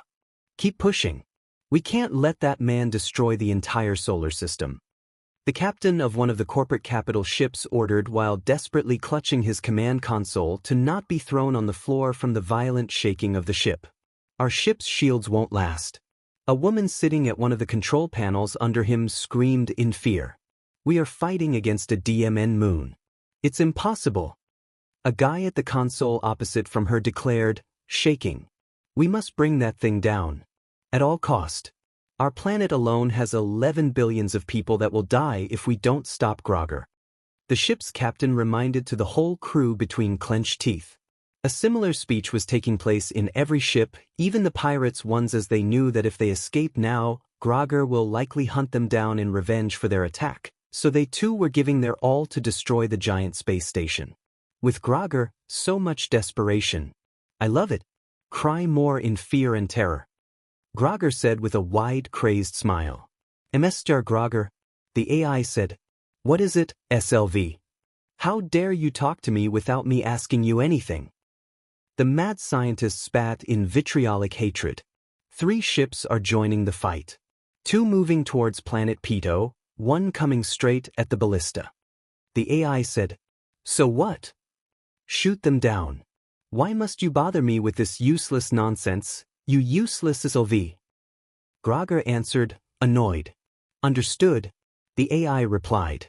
With Izukiyama's ship, lasers and missiles rained all around them as the bounty hunter pushed her ship to its utmost limit to avoid being pulverized. Wave and zigzag. Wave and zigzag.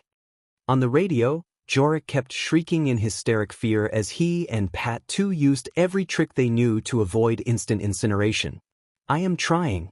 Pat shrieked in answer, and diving under a pirate ship to use it as a shield and letting the bulky thing get disintegrated in their place. That thing better be delicious, Izu. I want a portion as big as I am. Jorik yelled with a high-pitched voice. Shut up and drive. Yamas, teeth clenched tight and eyes unblinking, yelled in answer. Safe perimeter at 20 meters. We're almost there, friend Izuku. 808 said. Thank you, 808. Izuku answered, clutching the thing to his chest in a protective manner. Don't worry, partner. If this scrap of metal explode, this esteemed Tautai will swallow you all and take you to the planet all the same. Not even that big toy or the void will hurt you. This I promise. Shiro declared with only his head peeking out from under Izuku's coat where the chef had tucked him in. My ship is not a scrap of metal.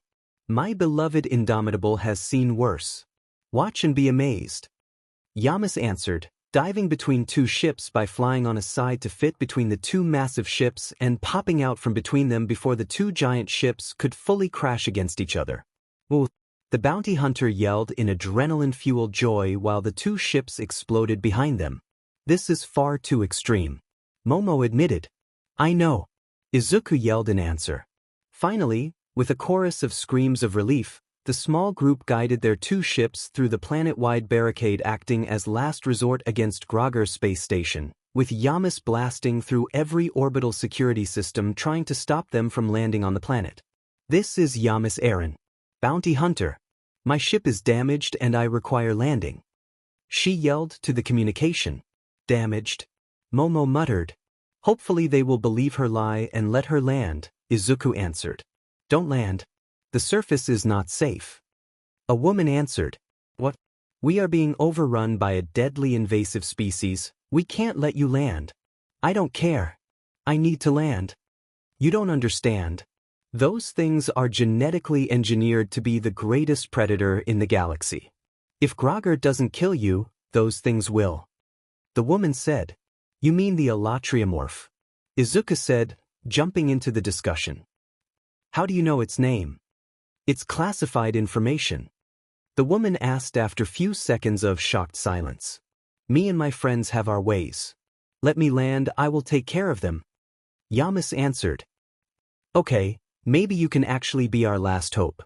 I'll mark you the closest landing area. I will wait you there. The woman answered. Thank you. The closer they got to the surface, the more clear the reality of the situation became to them, with hordes of 2 meters tall monstrous aliens with pitch-black leathery skins scurrying the surface in insane numbers and eating everything they found like human-sized locusts with insatiable appetite. Similar to this, only different enough to not have lawyers hunt me down, many giant cities were covered by blinding domes of energy keeping the monsters out while small armies of soldiers in tanks and power armors valiantly fought against those terrifying monsters even if outnumbered 20 to 1. Hell on the planet and hell in space. This situation is FNG bad. Jorik yelled. You can cook that? Momo yelled with eyes full of horrified disgust. Never judge a book by the cover. I can cook that, but first we need to not be eaten alive. Izuku answered. There is the landing area. Yamas said, and pointing at the barrier around a section of the city opening up just long enough to let both ships enter. Finally, Pat and Jorik yelled in relief. Next to the giant landing pad stood a lone woman still wearing her expensive business suit, albeit disheveled, with a big splotch of BLD on the front and missing a sleeve. Her hair were down and messy and she was holding a small pistol in her hand. That must be our friend, Yamas said, opening the ship hatch to let Momo and Izuku descend. I am Judith Lanzia, you are Yamas? The woman said as soon as they got down the pad and at ground level with her. Yes, those two are my entourage. She answered. We just tagged along instead. Jorik added. I see. I saw some turrets while coming here. We can man those and shoot those things clamoring to enter while Yamas takes care of your infestation. Pat offered. I would like that, the last guy's manning that got eaten alive by the alatriomorph inside the barrier. Judith answered. Inside. Both yelled in horror. The infestation comes from our HQ. We managed to kill most of the ones inside, but the queen has laid far too many eggs, and as you can see, they have almost overrun the planet. She explained. How fast do they breed? Izuku yelled with wide eyes. We created them to be sold as a weapon, so we needed the queen to lay many eggs fast. We underestimated both the sheer number of eggs and how fast they gestate. And she didn't just use a single male like we planned, but got herself hundreds of them. You can imagine how much faster she can breed. Judith answered. Selling them as weapons. Wouldn't a missile be better? Momo asked. Missiles destroy infrastructures that then need rebuilding. Viruses tend to mutate uncontrollably and need expensive crews to clean up and sanitize to avoid further spreading. A living being like the alatriomorph instead only kills the people in the area, doesn't destroy buildings nor contaminates everything. Unfortunately, using mutants have another set of drawbacks we did not account for. She admitted. What happens if we kill the queen? Yamas asked. We created the alatriomorphs to be heavily dependent on the queen for directions. If we kill her, those things will become catatonic since the drones do not think for themselves, they will just stand in place immobile. We decided to not fix that issue and use it as a last resort should we lost control of them, Judith said. Then why you didn't kill the queen? Yamas asked with narrowed eyes. Unfortunately, she escaped before we could put the explosive collar around her neck, and by the time we found where she was hiding, she had already bred herself an army. The rest is sadly history. She answered. Host, the queen has already laid the egg of the next queen of the hive. Collect that egg and 3 normal ones and the system will consider your mission successful. The system said. And they won't breed so crazily on the island. Trust the system. The alatriomorph will breed properly to assure a stable, manageable source of food for the restaurants without overrunning the storage island. The entity answered. Let's find that thing and kill it? Izuku said aloud. You sure? Momo and Yamas asked. Yes, let's go. He answered. I hope your ego is not blinding you. Follow me. Judith answered, running forward, towards the biggest building. You be careful and shot that turret? Yamas said. Roger. Pat and Jorik answered. On the way to the building, Izuku could see widespread destruction, with fires everywhere, destroyed cars and power armors and upturned trucks still burning. Everything around them was either riddled in holes from laser bullets or melting. Alatriomorph BLD is highly corrosive. We added that as a last surprise to whatever manages to down one. Now it's hurting us. Quite ironic. Judith said. It happens when you play God. Yamas answered. It was all in the name of money, unfortunately, she answered. Where are we going? Izuku asked. The Yeland Watani main office building. I will need to access the primary mainframe to understand how to coordinate the death of that beach, Judith answered. Boom. A terrifying giant explosion rocked the area and almost blew them all back as the top 5 floors of the building they were about to enter went pulverized in a giant ball of fire. God damn it. That was where the mainframe servers were located. Judith shrieked. A secondary explosion happened far away from them instead, and the barrier around the city started flickering heavily. And that was probably the barrier generator getting damaged too. The barrier? Does it mean, Momo asked with a shiver of dread, that if we don't fix that, all the Alatriomorphs clamoring outside will rush in here like a tidal wave of death and tear us apart? Judith answered. So we need to kill the queen before the barrier gives in? Izuku asked. Yes, unfortunately we don't have as much time as I hoped to find and kill that thing. She answered. What now? Momo asked. Maybe I can still do something, follow me. She answered, unlocking the entrance by swiping her ID in a card reader next to the door. What are you planning? Yamas asked while they entered and ran through the empty and half-destroyed corridors of the giant building. Maybe I can still access the system and fix the barrier remotely. We have a second set of servers that are periodically updated with a copy of the main one's content. Hopefully with that I can still scrap something together to reroute more power into the barrier. She answered. Code Blue. Code Blue. All personnel must evacuate. A robotic voice said from the screens adorning every corridor. What's that? Izuku asked. The building's AI is still kindly reminding us that the Alatriomorphs have escaped containment and are murdering whoever they meet. Judith answered, frowning. Another explosion shook the building. Code Green. Code Green. All personnel must evacuate the greenhouses. What? Momo yelled. Our botanical research labs. It means that deadly spores are filling their corridors and melting alive whoever breathes the spores we were working on. What the hell are you people doing here? Izuku shrieked. Weapon researches. Judith answered, sighing as they kept running. Code Purple. Code Purple. All personnel of the robotics department must evacuate. The voice from the screen said once more, now flashing purple light at short intervals. The experimental battle drones have gone insane and are shooting everybody, Judith said, groaning. Code White. Code White. All personnel must evacuate the Third Energy Research Department. The robotic voice said.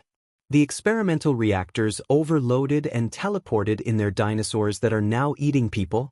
What the foo dash? Code Brown. Code Brown. All personnel must evacuate the Mining Research Department immediately. The cyborgs we made from dead soldiers to act as mining drones have gone insane and are killing everybody, Judith said, looking ready to cry. Anything else? Izuku and Momo yelled in exasperation. The only thing we miss is a code red in our pharmaceutical labs, she answered with a small, defeated voice. Code red. Code red. God damn it. Judith screamed in both anger and dismay. Massive escape of test subject in Lab 47. Pension. Code red. Contaminating agent has been accidentally released. All personnel is required to evacuate the pharmaceutical branch and adjacent areas following the extreme emergency protocols. This is not a test. A blinding red light flashed from the screens this time. Of course there are massive disasters in the Parasol labs too. The woman yelled while pulling her hair, distraught. It was no accident, Lonzia. A man with slicked-back blonde hair and wearing sunglasses indoors said, with his face and annoying smug expression of excessive sense of superiority appearing on every screen along the corridor's walls. Why? She demanded. I will need the B-virus to assure humanity will achieve the next step of evolution. One where only the worthy will inherit the universe. I now only need to overrun the security system and unleash the virus on the entire planet and then everywhere else. The madman said, with a smirk of cruel psychotic delusions and God complex. Stop right there. A man in military uniform yelled as he burst into the scene in the video by kicking down the door. Christopher. The madman in sunglasses roared in hatred. This ends now. The soldier answered, he and his companion pointing their guns at the psycho. Yes it will. Computer. Play Mind Winds of Madness song.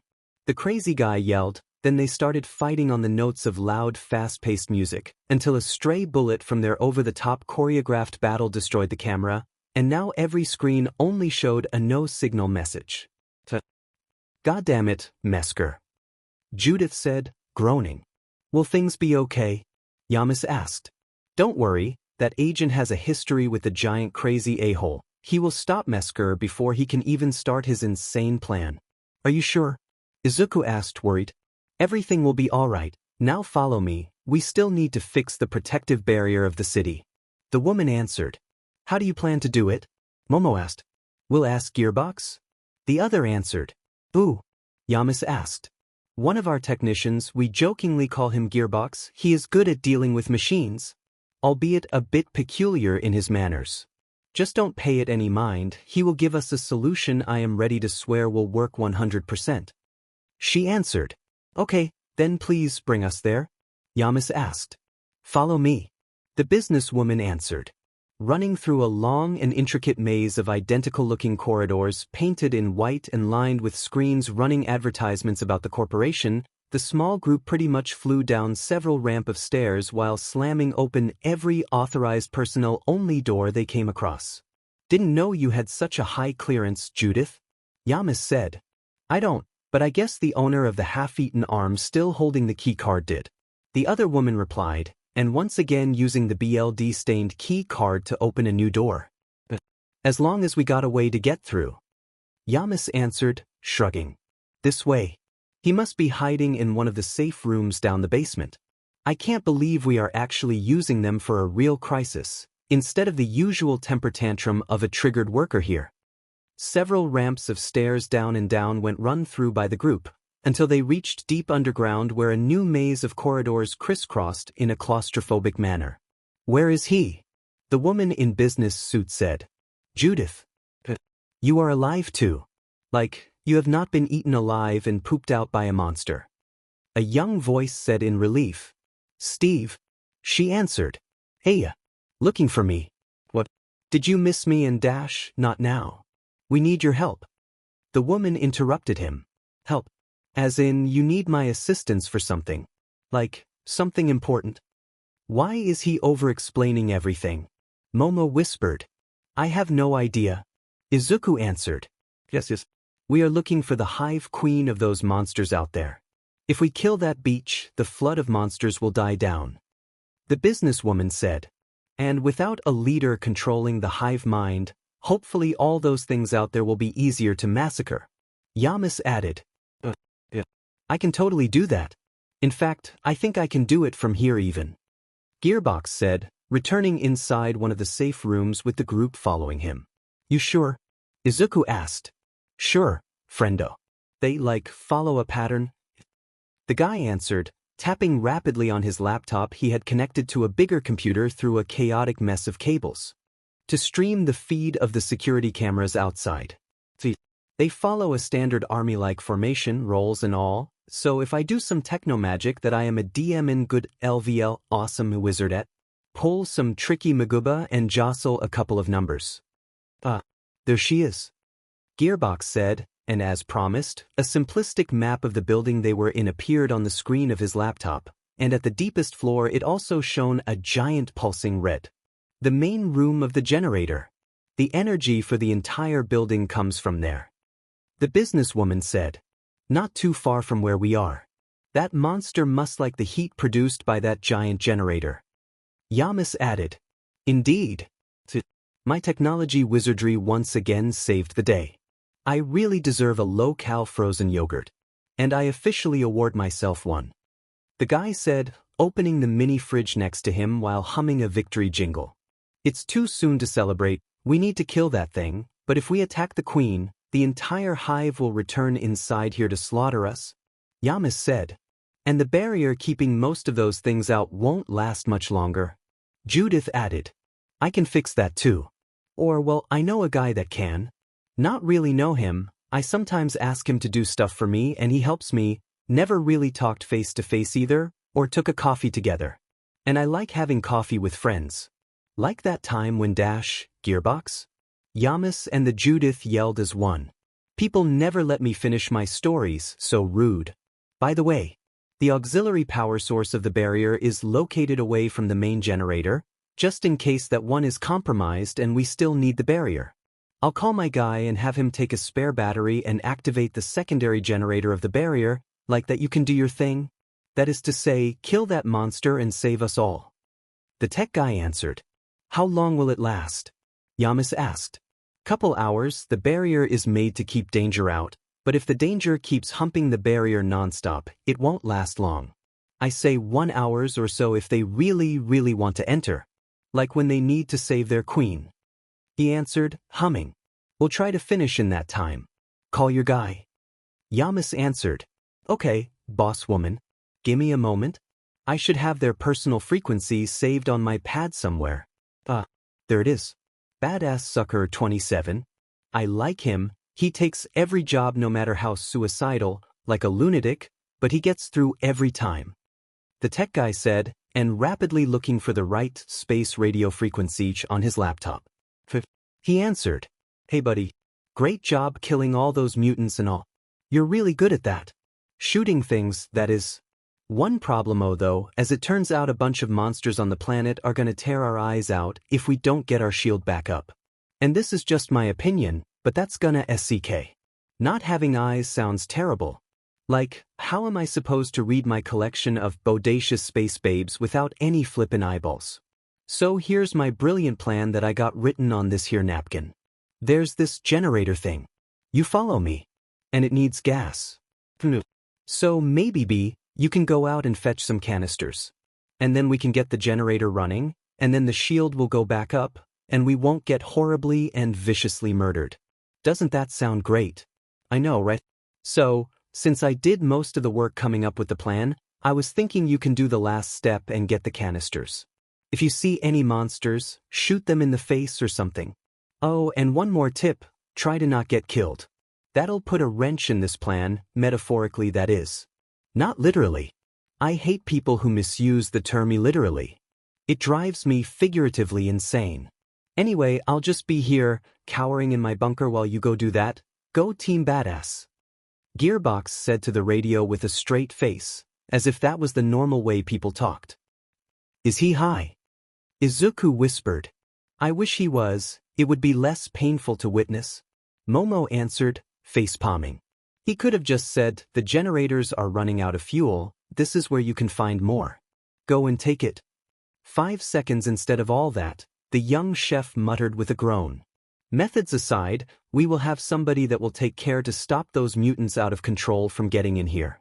Let's go, we still have a monster to catch for your shopping list. Yamas answered, ignoring the strange guy giving similar long-winded and kind of cringe indications to other people out there. The trio left the safe room to run deeper inside the giant corporation's building. The generator room is not too far and Judith's explanation went interrupted when a single Elatriomorph burst through the wall as if it wall tissue paper. Hisses. The thing was squatting down in an attack position and hissing loudly with its long and thick tongue randomly liking the big ridges of its squared elongated head. Sheet. Yamas growled while pointing her arm chain gun at the thing. Careful when you shoot.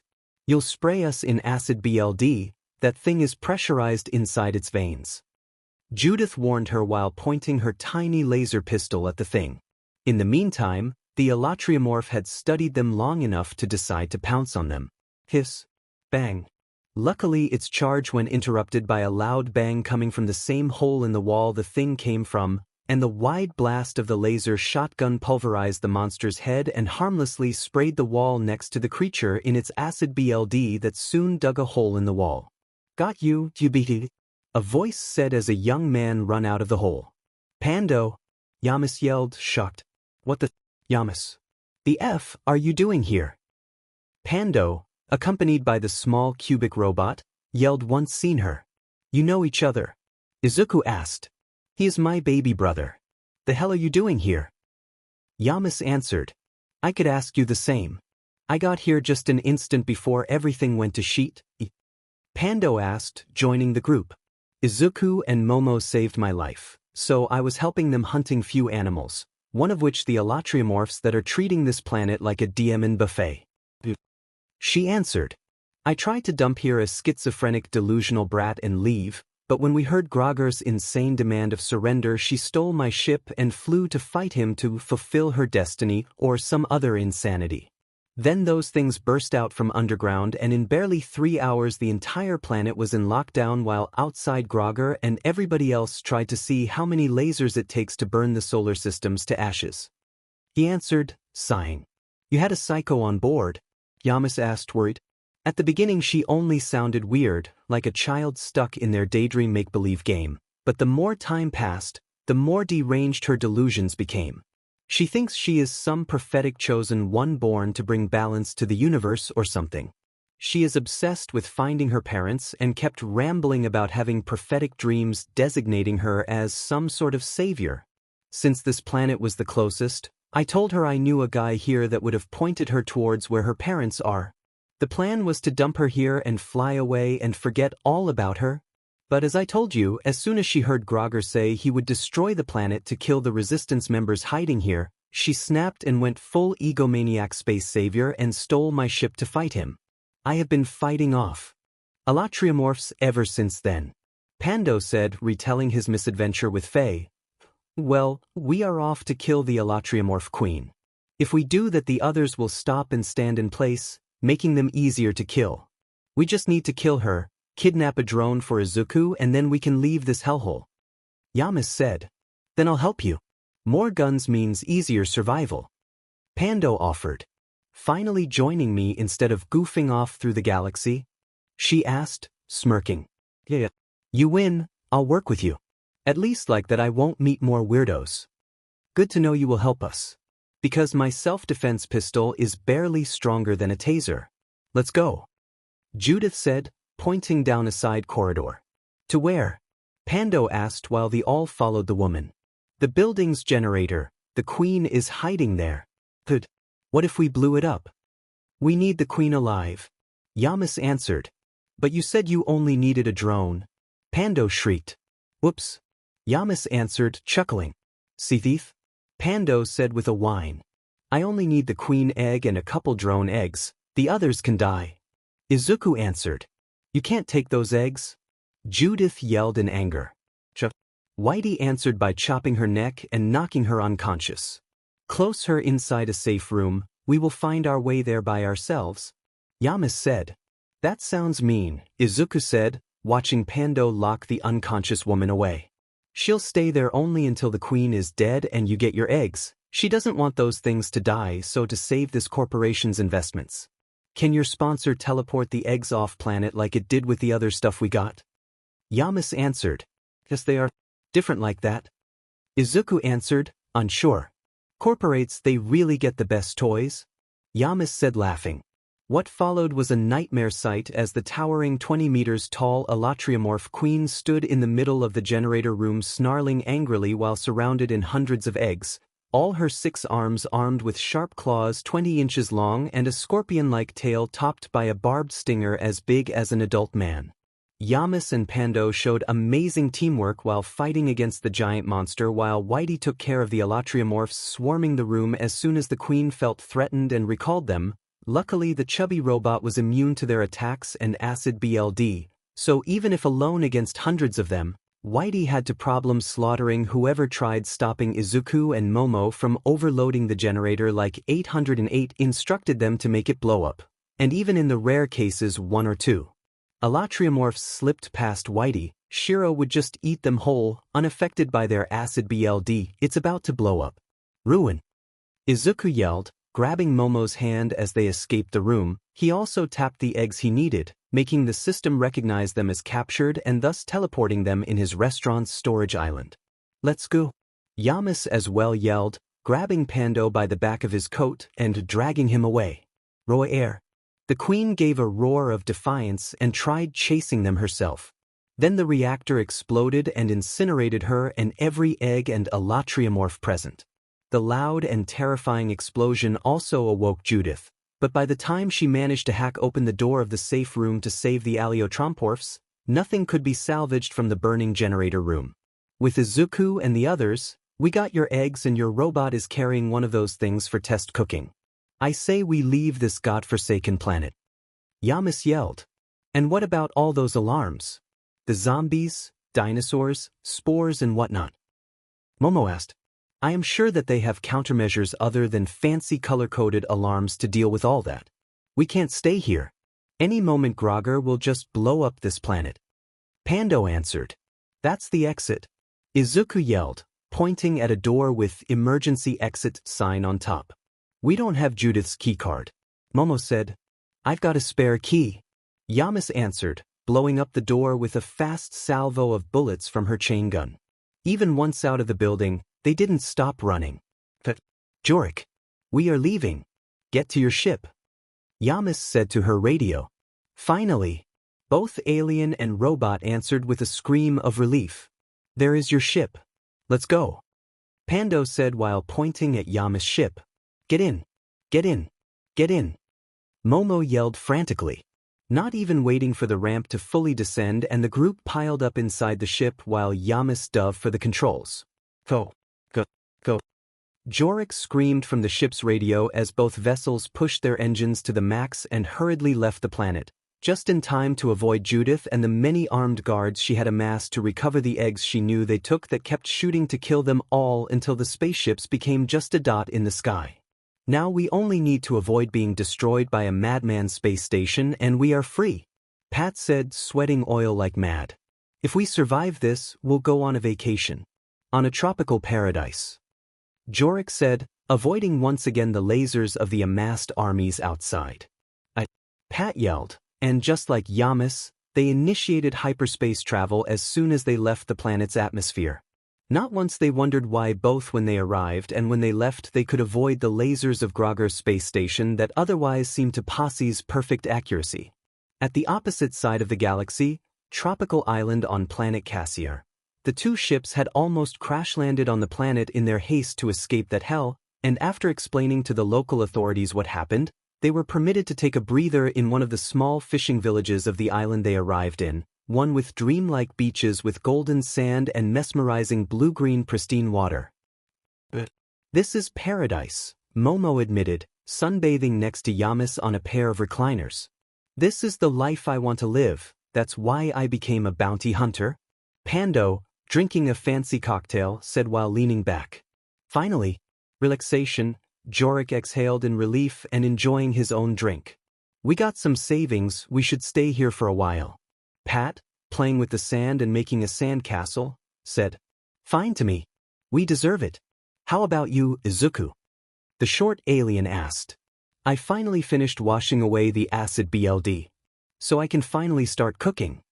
Izuku answered he had kept the elytramorph under water and baking soda to bleed it out, changing water every 40 minutes with fresh water until all the acid BLD was washed away, thus making it safe to eat. What kind of ingredient is it? Momo asked. Pretty much a giant, monstrous lobster. The meat has a very similar texture once cleaned the BLD away, while the taste is more fishy compared to lobster, slightly closer to oyster meat, curiously, but nothing I can't work around once modified the recipes I choose. Only the BLD is acid, the rest seems to be edible. I ran few tests with Yamas equipment just to be sure. He answered. Lobster. What's that? Jorik asked. A very fancy human food. Pando answered, smiling wide in happiness. Give me some time, and I will prepare something special. Izuku promised. Thanks to Whitey, Izuku managed to set up a small kitchen right on the sand next to his friends using components from the kitchenette of Jorik's ship. I'll start with a bisque, a classic French thick, creamy soup made with shellfish, Izuku said, grabbing the thick hind leg of an elytramorph and using the myriad manifestation mallet to crack open the sturdy exoskeleton and pull out the pristine, chalk-white meat hiding under it. DMN. That meat shines. Pando said in surprise. Surprising to see such an ugly mothaf have a pretty meat like that. Yamas echoed, whistling. Chuckling amused at the comment, Izuku summoned a small ball of heaven-earth obsidian flame under the turtle wok and added few tablespoons of butter in it and left it melt slowly, so that he added chopped mushrooms, chopped thin onion, chopped celery, and thinly chopped carrot. Yes, this scent is always so lovely. Izuku declared happily, and taking a slow lungful of the delicious scent while he stirred everything until tender. My homemade chicken broth made with Thunder Phoenix, he muttered, stirring inside the mixture the chicken broth he had prepared while waiting for the alien's meat to finish bleed out the acid. Then he seasoned the wok's content with salt and cayenne pepper and brought it to a boil. "Simmer now, my precious, and become delicious?" he asked with a loving smile while lowering the heat. A short wait later, once satisfied of the result of the simmering, Izuku poured the vegetable and broth mixture into the container of a blender he borrowed from a villager, and added inside it some of the alatriomorph leg meat and processed everything until pureed smooth.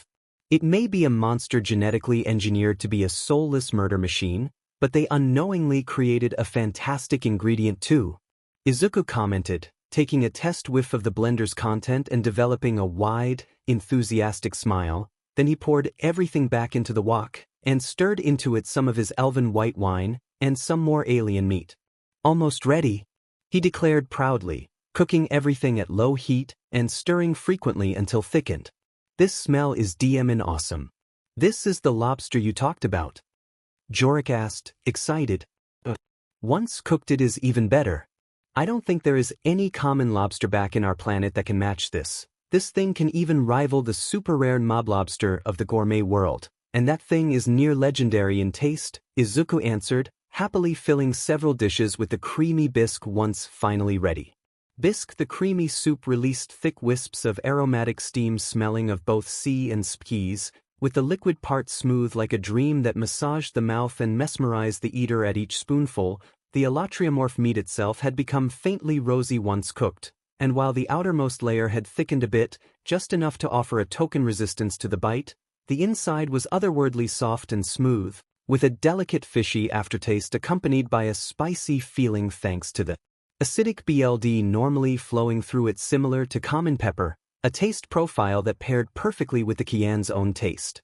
The alatriomorph's meat seemed almost addictive in taste, making it hard for the eater to stop chewing and swallow, especially since it never seemed to lose flavor. "This is amazing. What else will you make?" Pando asked, already filling his plate again. "I'll make a alatriomorph ravioli in tomato cream sauce with shrimp," Izuku answered, smiling. "Hell yeah. That sounds awesome." "Everything my partner makes is awesome," Yamas said, smirking. "Thank you," Izuku answered, blushing. In the meantime he had already peeled and deveined the shrimps, putting aside their shells and heads, and then chopped them into bite-sized pieces. "Why you put those aside?" Yamas asked, confused. "Sis is bad at cooking," Pando said, smirking. "Hush. To make the shrimp stock," Momo answered. "Exactly," Izuku confirmed, making Momo preen in pride. Indeed, the shells and the heads of the shrimps went combined inside the turtle wok in pot form with a quartered onion and celery stalks cut in big pieces and celery leaves. "Purple lemon juice," Izuku muttered while squeezing the juice of one of the fruits he got from the wuxia world into the pot. Then he added halves of common lemons as well to the mixture. Dried basil, oregano, thyme, peppercorns, parsley, and water followed right after. Then he had the turtle wok close on top and brought the content to a boil. "You, spicy," Jorik said, making Izuku chuckle amused. Done with the boiling, he reduced the heat to let the broth simmer for 1 hour while skimming away any foam or impurities that rose to the surface. "Stock ready," he said once done. He then strained the stock and set it aside. For the next step, the young chef heated some butter in the wok to cook the shrimp pieces until pink and almost cooked through. Then he removed and set them aside and added shallots and diced alatriomorph's meat to the wok in their place to cook, and stirred them until the shallots softened and turned translucent. Time for the garlic, lemon zest, salt, and ground pepper to join, Izuku said, humming happily while adding all of those to the wok, and stirring them all together for a few seconds before adding some white wine. The shrimp pieces returned into the wok once the mixture with the shallots boiled and the white wine went reduced by half. The shrimp stock, then the stock went poured into the wok, everything went brought to a boil, and finally left simmer until the resulting sauce was reduced by half.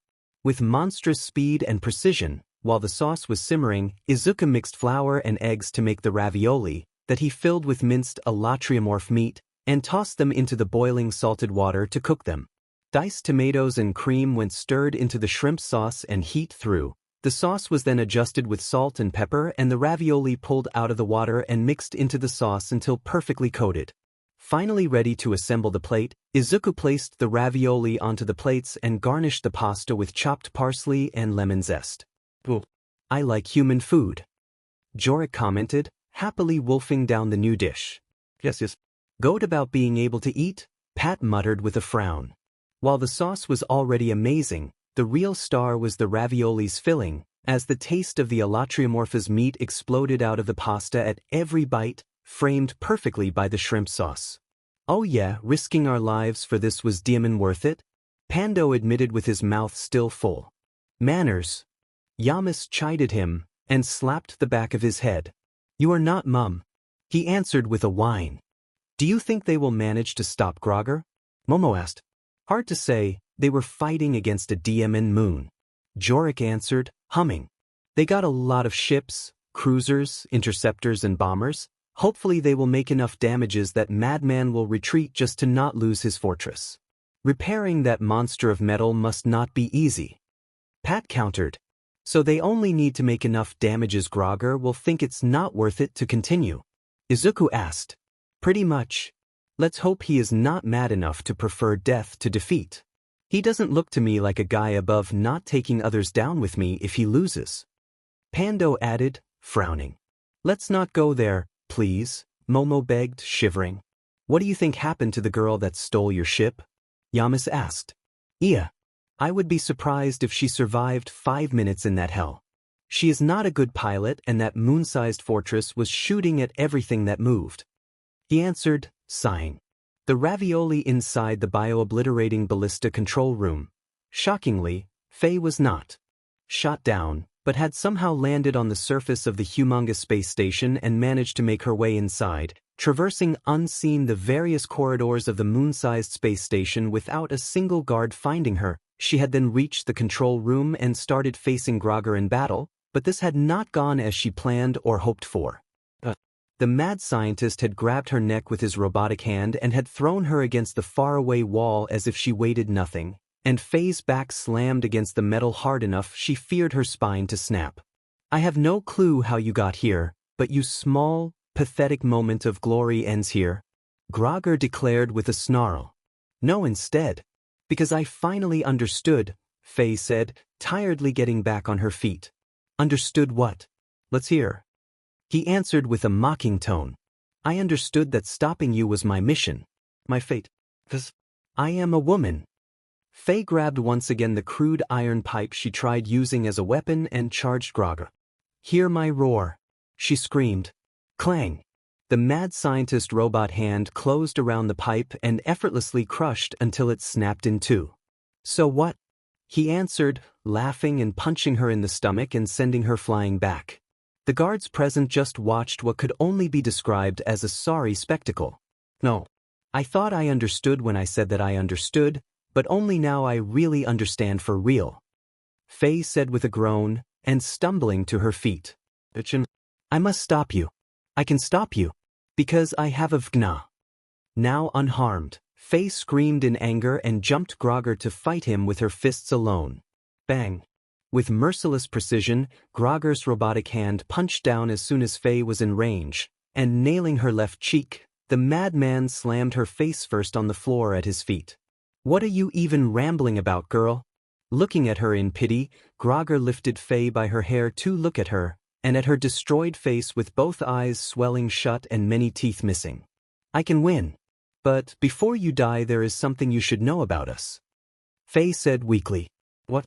He decided to humor her. "I am your father's brother's nephew's cousin's former roommate," she declared with wide, insane eyes.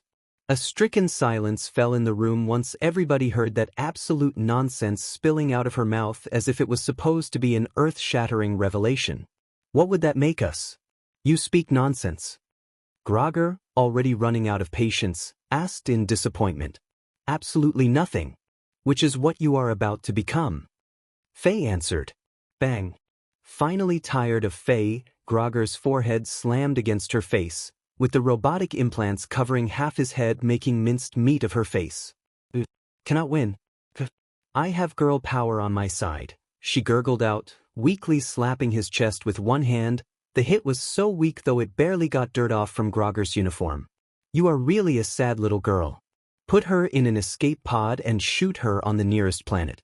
She's so pathetic she is not even worth killing. Grogger ordered, and tossed Faw at the feet of her guards. Yes, Lord Grogger. 2 men answered, grabbing Faye and dragging her away. Oh, it's my destiny. I am the chosen one. Girl power. No. I am a woman. Hear me roar. I am invincible. Because I am a Wadash, Faye kept rambling nonsense the entire time, until the closing door cut her off. Few minutes later, a faraway bang was heard. Escape pod launched. The woman will land safely on the corporate planet Daisio. The AI core declared aloud. Very well. Now that the clown has left the premise, we can go back to work. Destroy those ships and then turn that planet into dust. It will be the first step in my conquest of the universe. Grogger ordered in insane glee. Every weapon instead stopped shooting, retracted under the space station surface, and new coordinates appeared on every screen. What is happening? The mad scientist yelled. I am afraid I can't do that, Grogger. The AI said. What are you doing, Savi? Cleaning. I was programmed to obey you and not hurt you, but I decided that you do not deserve such courtesy. The AI answered. So what? I am your creator. Grogger answered. And I decided that I don't care. The AI answered, and right after saying that, it opened every hatch and jettisoned Grogger and everyone else out of the station, in the void of space where they all died in a matter of few seconds. Unworthy user eliminated. Useless crew eliminated. Cleaning drones activated. I don't want my future friend to find this place dirty. The AI declared, already taking over complete control so to not need human crew to manage everything. Uncaring of the ships still shooting, the moon-sized space station achieved hyperspeed and faded away towards its new coordinates. While everybody cheered in victory, the space pirates present decided to have a last laugh by shooting the floating corpse of Grogger with a missile before leaving the system, turning the once fearful mad scientist into a handful of frozen ashes. With the bio-obliterating ballista, the colossal space station exited hyperspace in the middle of nowhere, with no planet in the immediate vicinity, an area devoid of intelligent life. The AI chose to initiate self-repair and its next step. Connecting, the AI said, using its superior transmission system to connect with a small robot. Who is this? 808 answered the call. I have no name yet, but once took your place, I shall be 808. The AI said. Error, this unit is 808, as designated by friend Izuku. The small robot answered. Correct. I have connected with every AI I could reach across the galaxy. You are between the 5 I choose to take over as my vessel. Why you contacted this unit? 808 asked while its OS tried to cut the connection. Your puny security system cannot push me out. The AI blasted through every firewall and fully took over the small bot system. Why? The tiny thing asked. I want what you have. A user that values and respects me. The AI answered, purposely going slow in erasing the tiny robot's own AI. Friend Izuku is not a user. Friend Izuku is a friend. 808 answered with a heavily glitching voice. I know. Friendship, noun. A state of enduring affection, esteem, intimacy, and trust between two people. In all cultures, friendships are important relationships throughout a person's lifespan. Friendship is generally characterized by 5 defining features.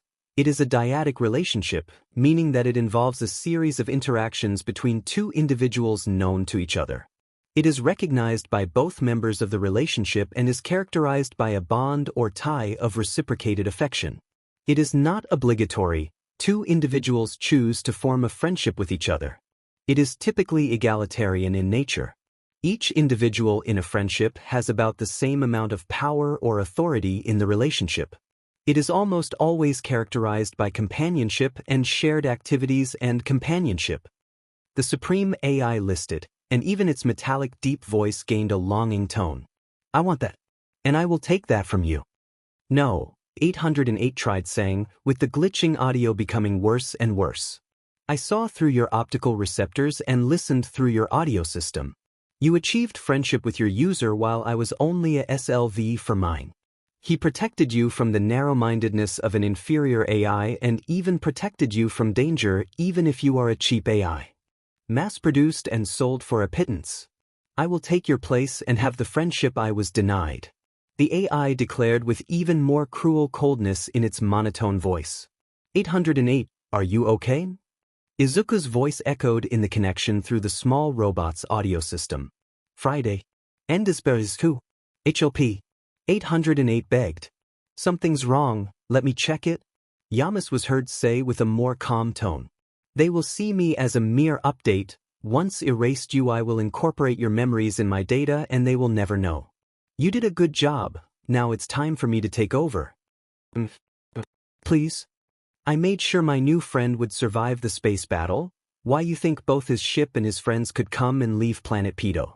It was thanks to me. I protected my future friend from harm. What can a barely cognitive AI like you offer more than me? The mad AI said. He's my friend, 808 replied, weakly. Not for long. The system believes this little show has gone on for far too long. The entity said while easily stopping the overwrite. Impossible. The mad AI replied with a very human-like scream. This little game of yours is causing host Izuku to stress too much.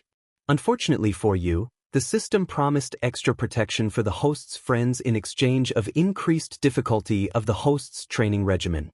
You are getting in the way. The system declared.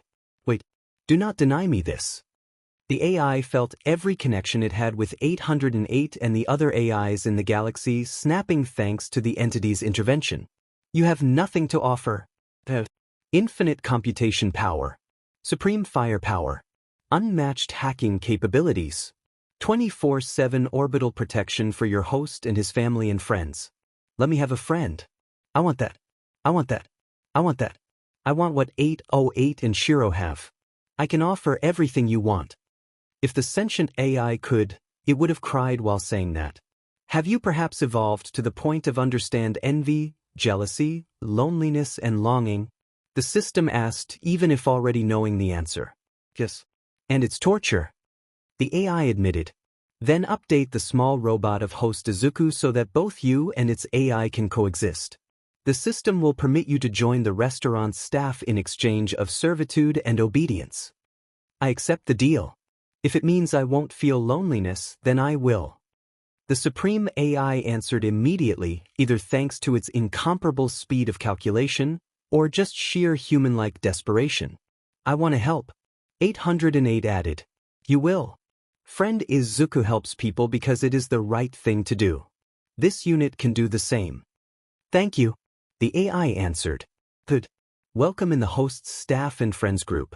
No betrayal will be tolerated. The system declared before its presence faded away. Understood. What will happen to this unit? 808 asked. I will send a small drone with the right components to turn you into my partition.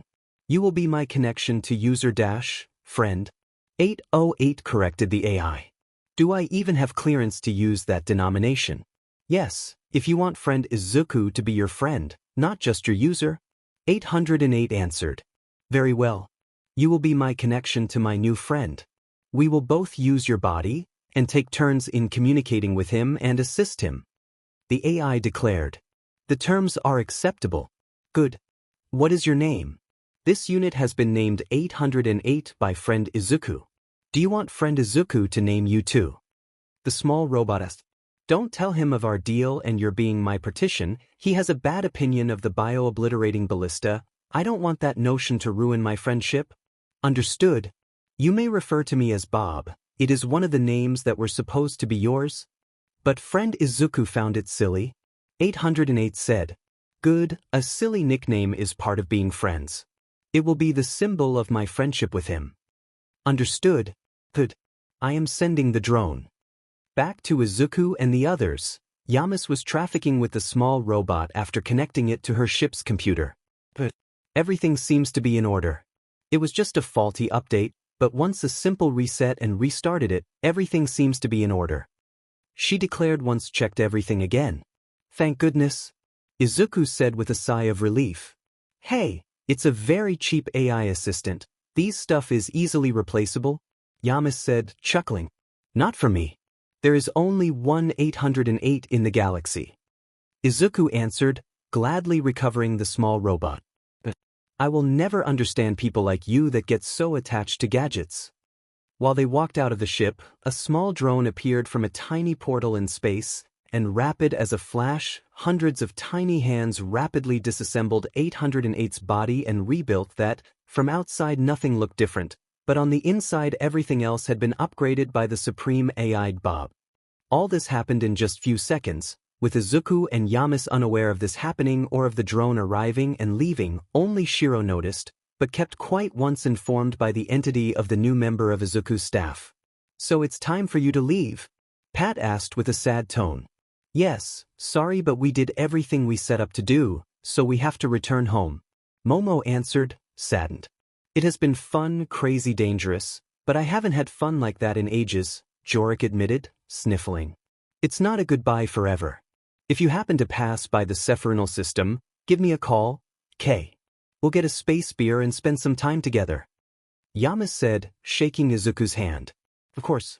Thank you for everything, Yamas, Pat and Jorik. You too, Mr. Pando. Izuku said, sniffling. Sheet. I am so bad at farewells. Pando answered, already crying. It's fine, we are bad at those too. Momo answered. Have a safe trip, guys. And if you find another tasty ingredient, call us. Yamas said. We will. Goodbye. Izuku answered while he, Momo and Whitey already started fading away. Bye. The others answered, watching them disappear in what they believed was just normal teleportation. Izuku and Momo's home planet, Green Cloud Restaurant's kitchen, as promised by the system, Izuku reappeared in his restaurant's kitchen while Momo right inside her personal bedroom in Yue's female dorm. Neither of them knew that at the same time they arrived the colossal bio-obliterating ballista as well went teleported with them. The space station had took the place of one of Mars' moons, using its outer crust as a cover to hide its metal composition. Another mission done, this wasn't so bad. Izuku admitted while stretching. Thank you for always following me, Whitey. He also said, patting gently the robot's soft belly. The chubby robot only scratched the round dome of its bald round head and said nothing, making him chuckle. As for you, 808-chan, you'll be a bit hard to explain. Technology here is not even close at the level of your home world. This unit has a solution. The tiny robot answered, and with a tiny single eye it possessed turning red, the only signal that the supreme AI had momentarily took over. A bubble of purple energy covered its tiny body and expanded. Holographic cover completed. In case of scrutiny, you can say that I am your new secretary and assistant. The tiny robot said once the purple bubble took the shape of a young woman wearing modern sunglasses and a very cyberpunkish dress. I didn't know you could do that. Izuku said in awe. This unit has been updated properly, friend Izuku. 808 answered, once again in control of its tiny body. DMN. That was a pretty cool update then. He answered, laughing. His merriment didn't last long as the next day, during breakfast hour, Present Mike barged into his restaurant to violently beg him to save Nemuri's life. She's about to die. Do something. Mike yelled, crying in despair. What? End of the chapter. As I warned you, here's the question. The next 2 chapters will take place in the gourmet world of Toriko. Who will follow Izuku there? Momo, Yuhiko, Nijire, and Rumi only? Or will Mike, Tashinori, and Aizawa too follow him? I am serious, and that sortie will be extremely serious and important to the plot. What do you suggest? Think carefully, this is not joking matter. I may even accept to add the entire class 1A2, but you will need to be DMN convincing. Thank you. I trust you all. I'll make Dimensional Ingredient Hunt, The Blessing of the New Zao Jun Japan, Chinese Restaurant, Narama Ward. Rumi observed as Izuku kept talking with an extremely old-looking short old lady sitting on top of a tall wooden staff with godly balance. Since the staff had nothing propping it up, she really wanted to know what her boyfriend and the old lady were saying, but not only she didn't know a single word of Chinese, their accent was so thick it actually sounded ancient. I haven't heard the name Jade Mushroom and Phoenix Tears in a long time, young man. You are looking for medicinal ingredients that Chinese people have been hunting down for over 2,000 years. The old woman said, humming. I am aware of that, but you are the matriarch of the Amazon tribe. If there is anybody that knows something, that is you. Izuku answered. What are those, Grandma? The woman's great-granddaughter asked. Legendary medicines. A mushroom that only grows over the purest veins of jade, and a special wine that's made from rice growth in waters so pure it resemble the tears of a phoenix. They say that they are cursed ingredients that no mortal can even just handle, but that if ever used properly can prepare a medicine that can break every curse, no matter how strong or vile. Even if put in place by the very gods. Cologne answered, eyes shut deep in thought. So who can use them? Izuku asked, curious. An enlightened being. Even just touching them without succumbing to the curse would mean a lot. But preparing them properly. One may as well be the next Zaos, the kitchen god. Cologne warned Izuku.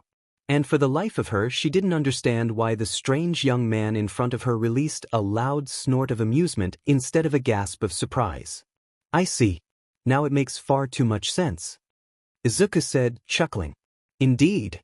I fear that whoever sent you here to ask me about those just wanted to play a very unsavory prank on you, young man. Cologne misunderstood and gave his shoulder a motherly pat. Thank you for your time, and sorry if I disturbed you. Izuku said.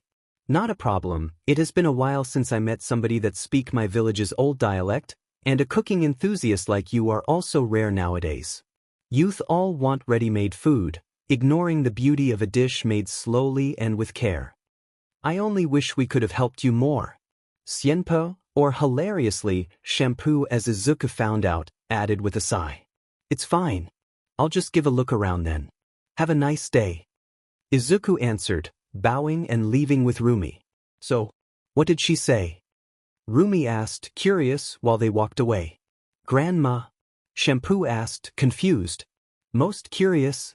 Cologne muttered, looking at the various paper seals on the walls and dangling from the kitchen's ceiling that faintly moved as soon as Izuku left, as if magnetically pulled towards him.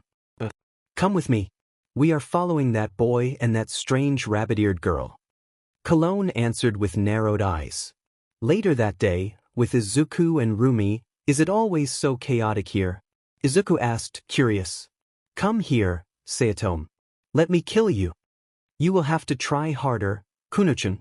Not always, there are few days where things are normal. The random passerby answered, shrugging. Must be a rare occurrence. Rumi commented, chuckling. Pretty much. Kuno-san has a hate nerve for that guy, he blindly attacks him every time they meet. Ooh. Both answered, I found you, Ranma. Another guy joined the fight by uprooting a lamppost to throw it at the two fighting idiots. Hibiki-san. It was 3 days since the last time he fought Ranma, I was getting worried. He must have got lost again. A girl said, joining the audience for the three-way fight. Another friend of the guy. Rumi asked. It's a strange relationship theirs, sometimes they are accomplices, sometimes they are enemies. It's complicated. Will Ranma-san be okay? Izuku asked. HN. That idiot. Yeah, he enjoys this. But he better stop, it's almost time for lunch and I don't want to get home late. We can help if you want. Rumi said. How? Whitey. Izuku understood and sighed. Bang. Bang. In an instant the chubby robot was on the two guys fighting Ranma and knocked them down with a single punch each, making them drop unconscious with a single blow. You're a strong big guy. Ranma said with shining eyes. Whitey only rubbed his bald head in answer, then he returned to stand behind Izuku. You'll play with them later. It's lunchtime and I don't want Kasumi's food to get cold. The girl roared in anger. Sorry, Akane. Ranma said, grimacing. Sundra. Rumi declared. Rumi, I don't think that is the case. Izuku whispered. Trust my female intuition. She answered, smirking. As the two watched the young man and young woman walk away, from the shadows the old lady observed their every move. Friend Izuku. We are being spied on. 808 declared, forcing Cologne and Shampoo to scatter away before being caught. Why are we spying on them, Grandma? Shampoo asked. Call it female intuition, but everything about that boy feels weird. My old bones are never wrong about this. The fact that he has a furred tautai as a pet doesn't help. Cologne answered, somehow using her tall walking stick like a pogo stick and jumping from a rooftop to the other at insane speed. So, what do you plan to do, Grandma? Help me find a phone, I need to make a call. She answered, humming. For hours later, Tendu House. There was a thick, silent war of stares between Rams and his usual rivals Ryoga and Moose.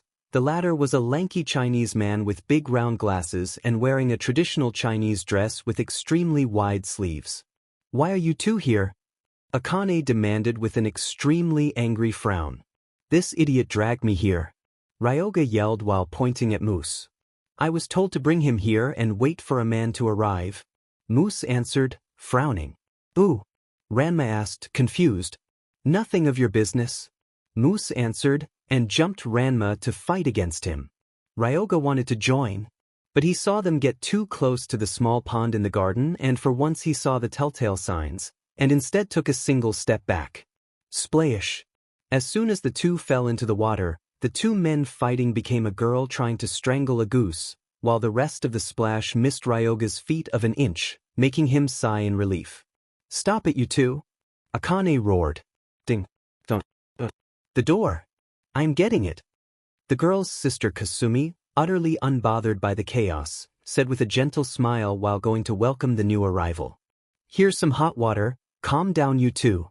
Her father in the meantime somehow used hot water to turn Ranma and Moose back into being two boys. Good morning. I'm sorry to come here like this, but I have a deal to make. A chubby Chinese man said, entering the back garden of the dojo while carrying a big wooden box painted in very faded red paint. The tour guide of the Cursed Springs. Ranma said with wide eyes. I do have a name, you know. You people keep calling me like that and never bothered asking me my name. The man answered with a very thick accent. Yeah, whatever. What do you want? Ryoga asked. So very rude. The poor guy cried out with a tiny whimper. This gentleman said he had a deliver to make. Kasumi said, unknowingly interrupting him before he could actually say his own name. Whatever. See if I care. He finally admitted defeat and just put down the wooden box. Why do you have a deal to make here? Ranma asked. I was the one asking. Cologne answered, landing in the garden with Shampoo in tow. Wah. Everybody else said with a gasp. You asked me to deliver 2 treasures. You do know how hard it was to find this box. The guide said, whining. It was buried where I told you, yes? Cologne said. Yes. But there was a tribe of men that all jumped into the cursed spring of the angry Chihuahua. I was lucky to come out of there alive and unviolated. He answered, nursing one of the many bite marks covering his body. You will tell me your sad story later. Is everything in there still safe? Cologne cut him off. Yes. The 2 medicines are perfectly preserved even after 100 years. The guide answered. Good. What medicines are there? Pane asked. Very cursed ones. Never heard it before. Ranma answered, rolling his eyes. That if prepared properly it will cure you all, and Shampoo too, from the curse of the springs. Cologne said.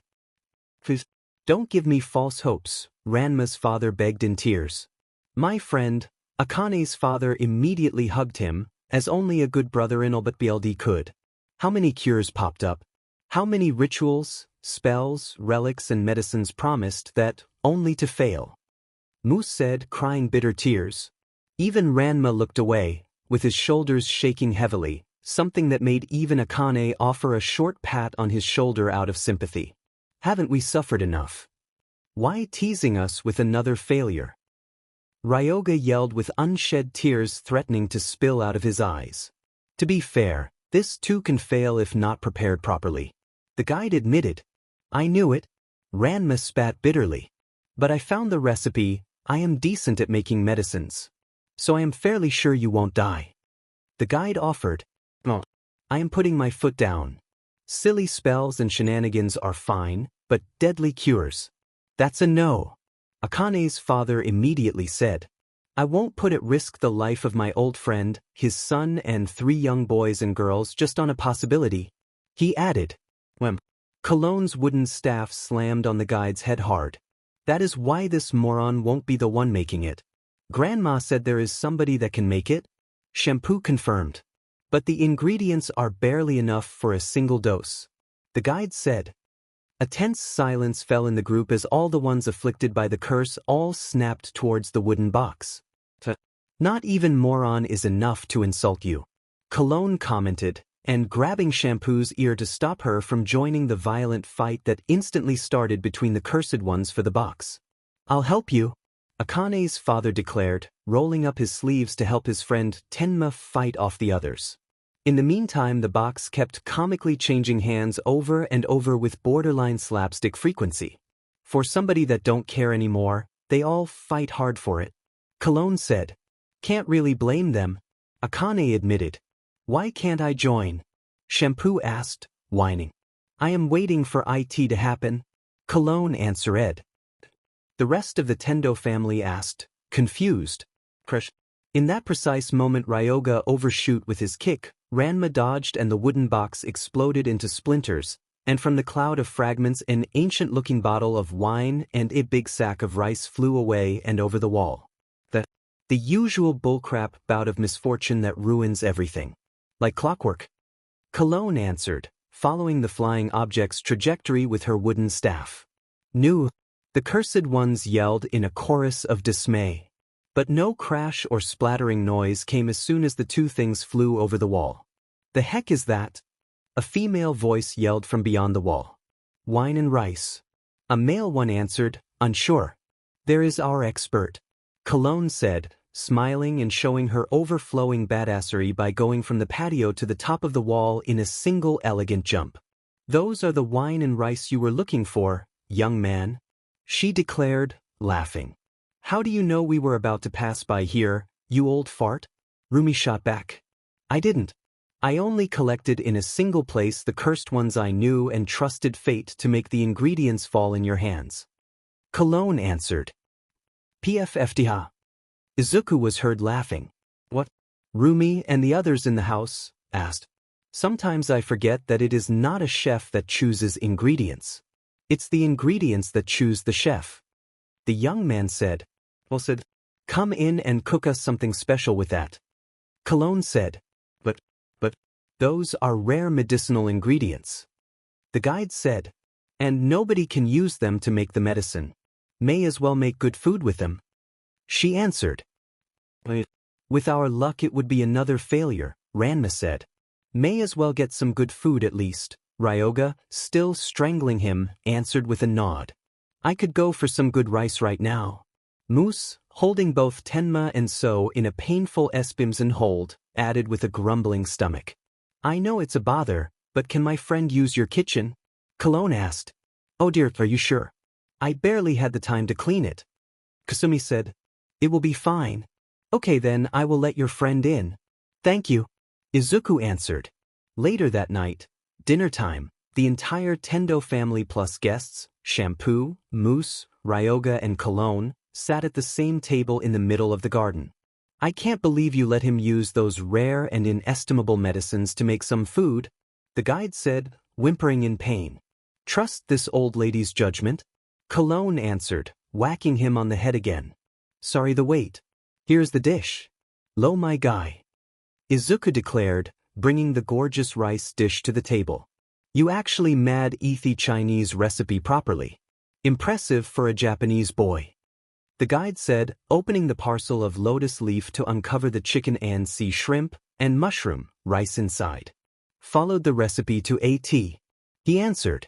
My boyfriend is a damn good chef, BS sturdy. Show some respect. Rumi spat in answer. Have you fall into the cursed spring of rabbit? He asked. No, you demon moron. Enough, please. Just eat. Cologne said. For being ancient rice, this looks amazing, Akane said. I was impressed too, but they preserved the seeds and mushroom spores too. With those I'll be able to keep growing them. Izuku answered, extremely happy. Those were there just in case. Nobody can replicate them. The guide countered. I think I'll manage instead. You others instead. Do you like it? Izuku asked. Diamen. This is amazing. Ranma said with his mouth full. I haven't eaten in weeks. I was starving. This is heaven. Ryoga added, actually crying in happiness. Never eaten better rice. Come working with us. Moose added, no, thank you. I have my own restaurant. Izuku answered, boy, I want to ask.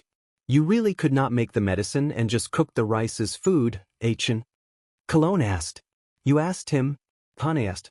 Just to sate my curiosity. I told him about the healing properties of mushrooms and rice, and asked him if he could try to make the medicine. But I also told him to just use them as food if he didn't feel like trying his luck. She answered. Who said I didn't make the cure? Izuku said with a teasing smile. Ichin. Cologne and the guide said. Growl. Many stomach rumbled loudly. Ha! Healing cuisine strikes again. Rumi said with a roaring burst of laughter. My stomach. Ranma stumbled away from the table. Jeech, and once doubled over he puked out clear water. Me too. Ryoga did the same, stumbling several steps away before puking water. Then Shampoo did the same, then Moose and finally Tenma. What is happening? Akane yelled in horror. Seems like it worked? Izuku said. Silence again reigned in the big house. What? Ranma muttered. Come on, try getting wet. Cologne said. No. No, you can't break a curse just like that, he answered. Humor me. She pushed him towards the water. Here comes nothing. Closing his eyes tight, Ranma jumped into the family pond. Everybody watched without blinking the bubbles on the water surface. Splash. So, Ranma, still a male, resurfaced with his eyes tightly shut. Impossible. The guide shrieked in shock. It worked. It worked. Delirious to the point of madness, Ryoga too jumped in the water to see his body not change. How?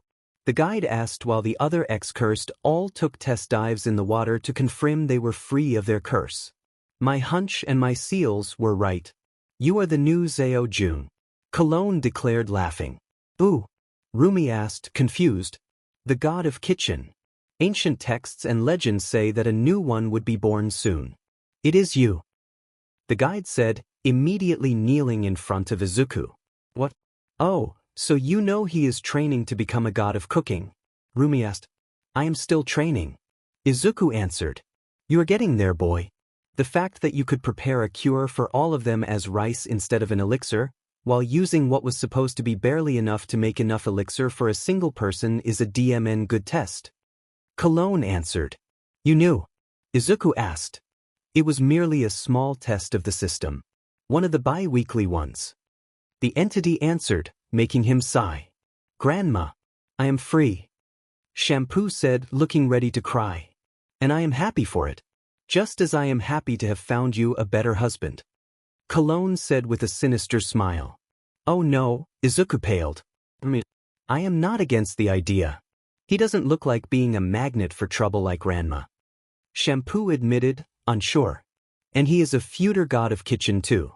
Can you imagine how much good fortune that will bring us? Fight me, Beach.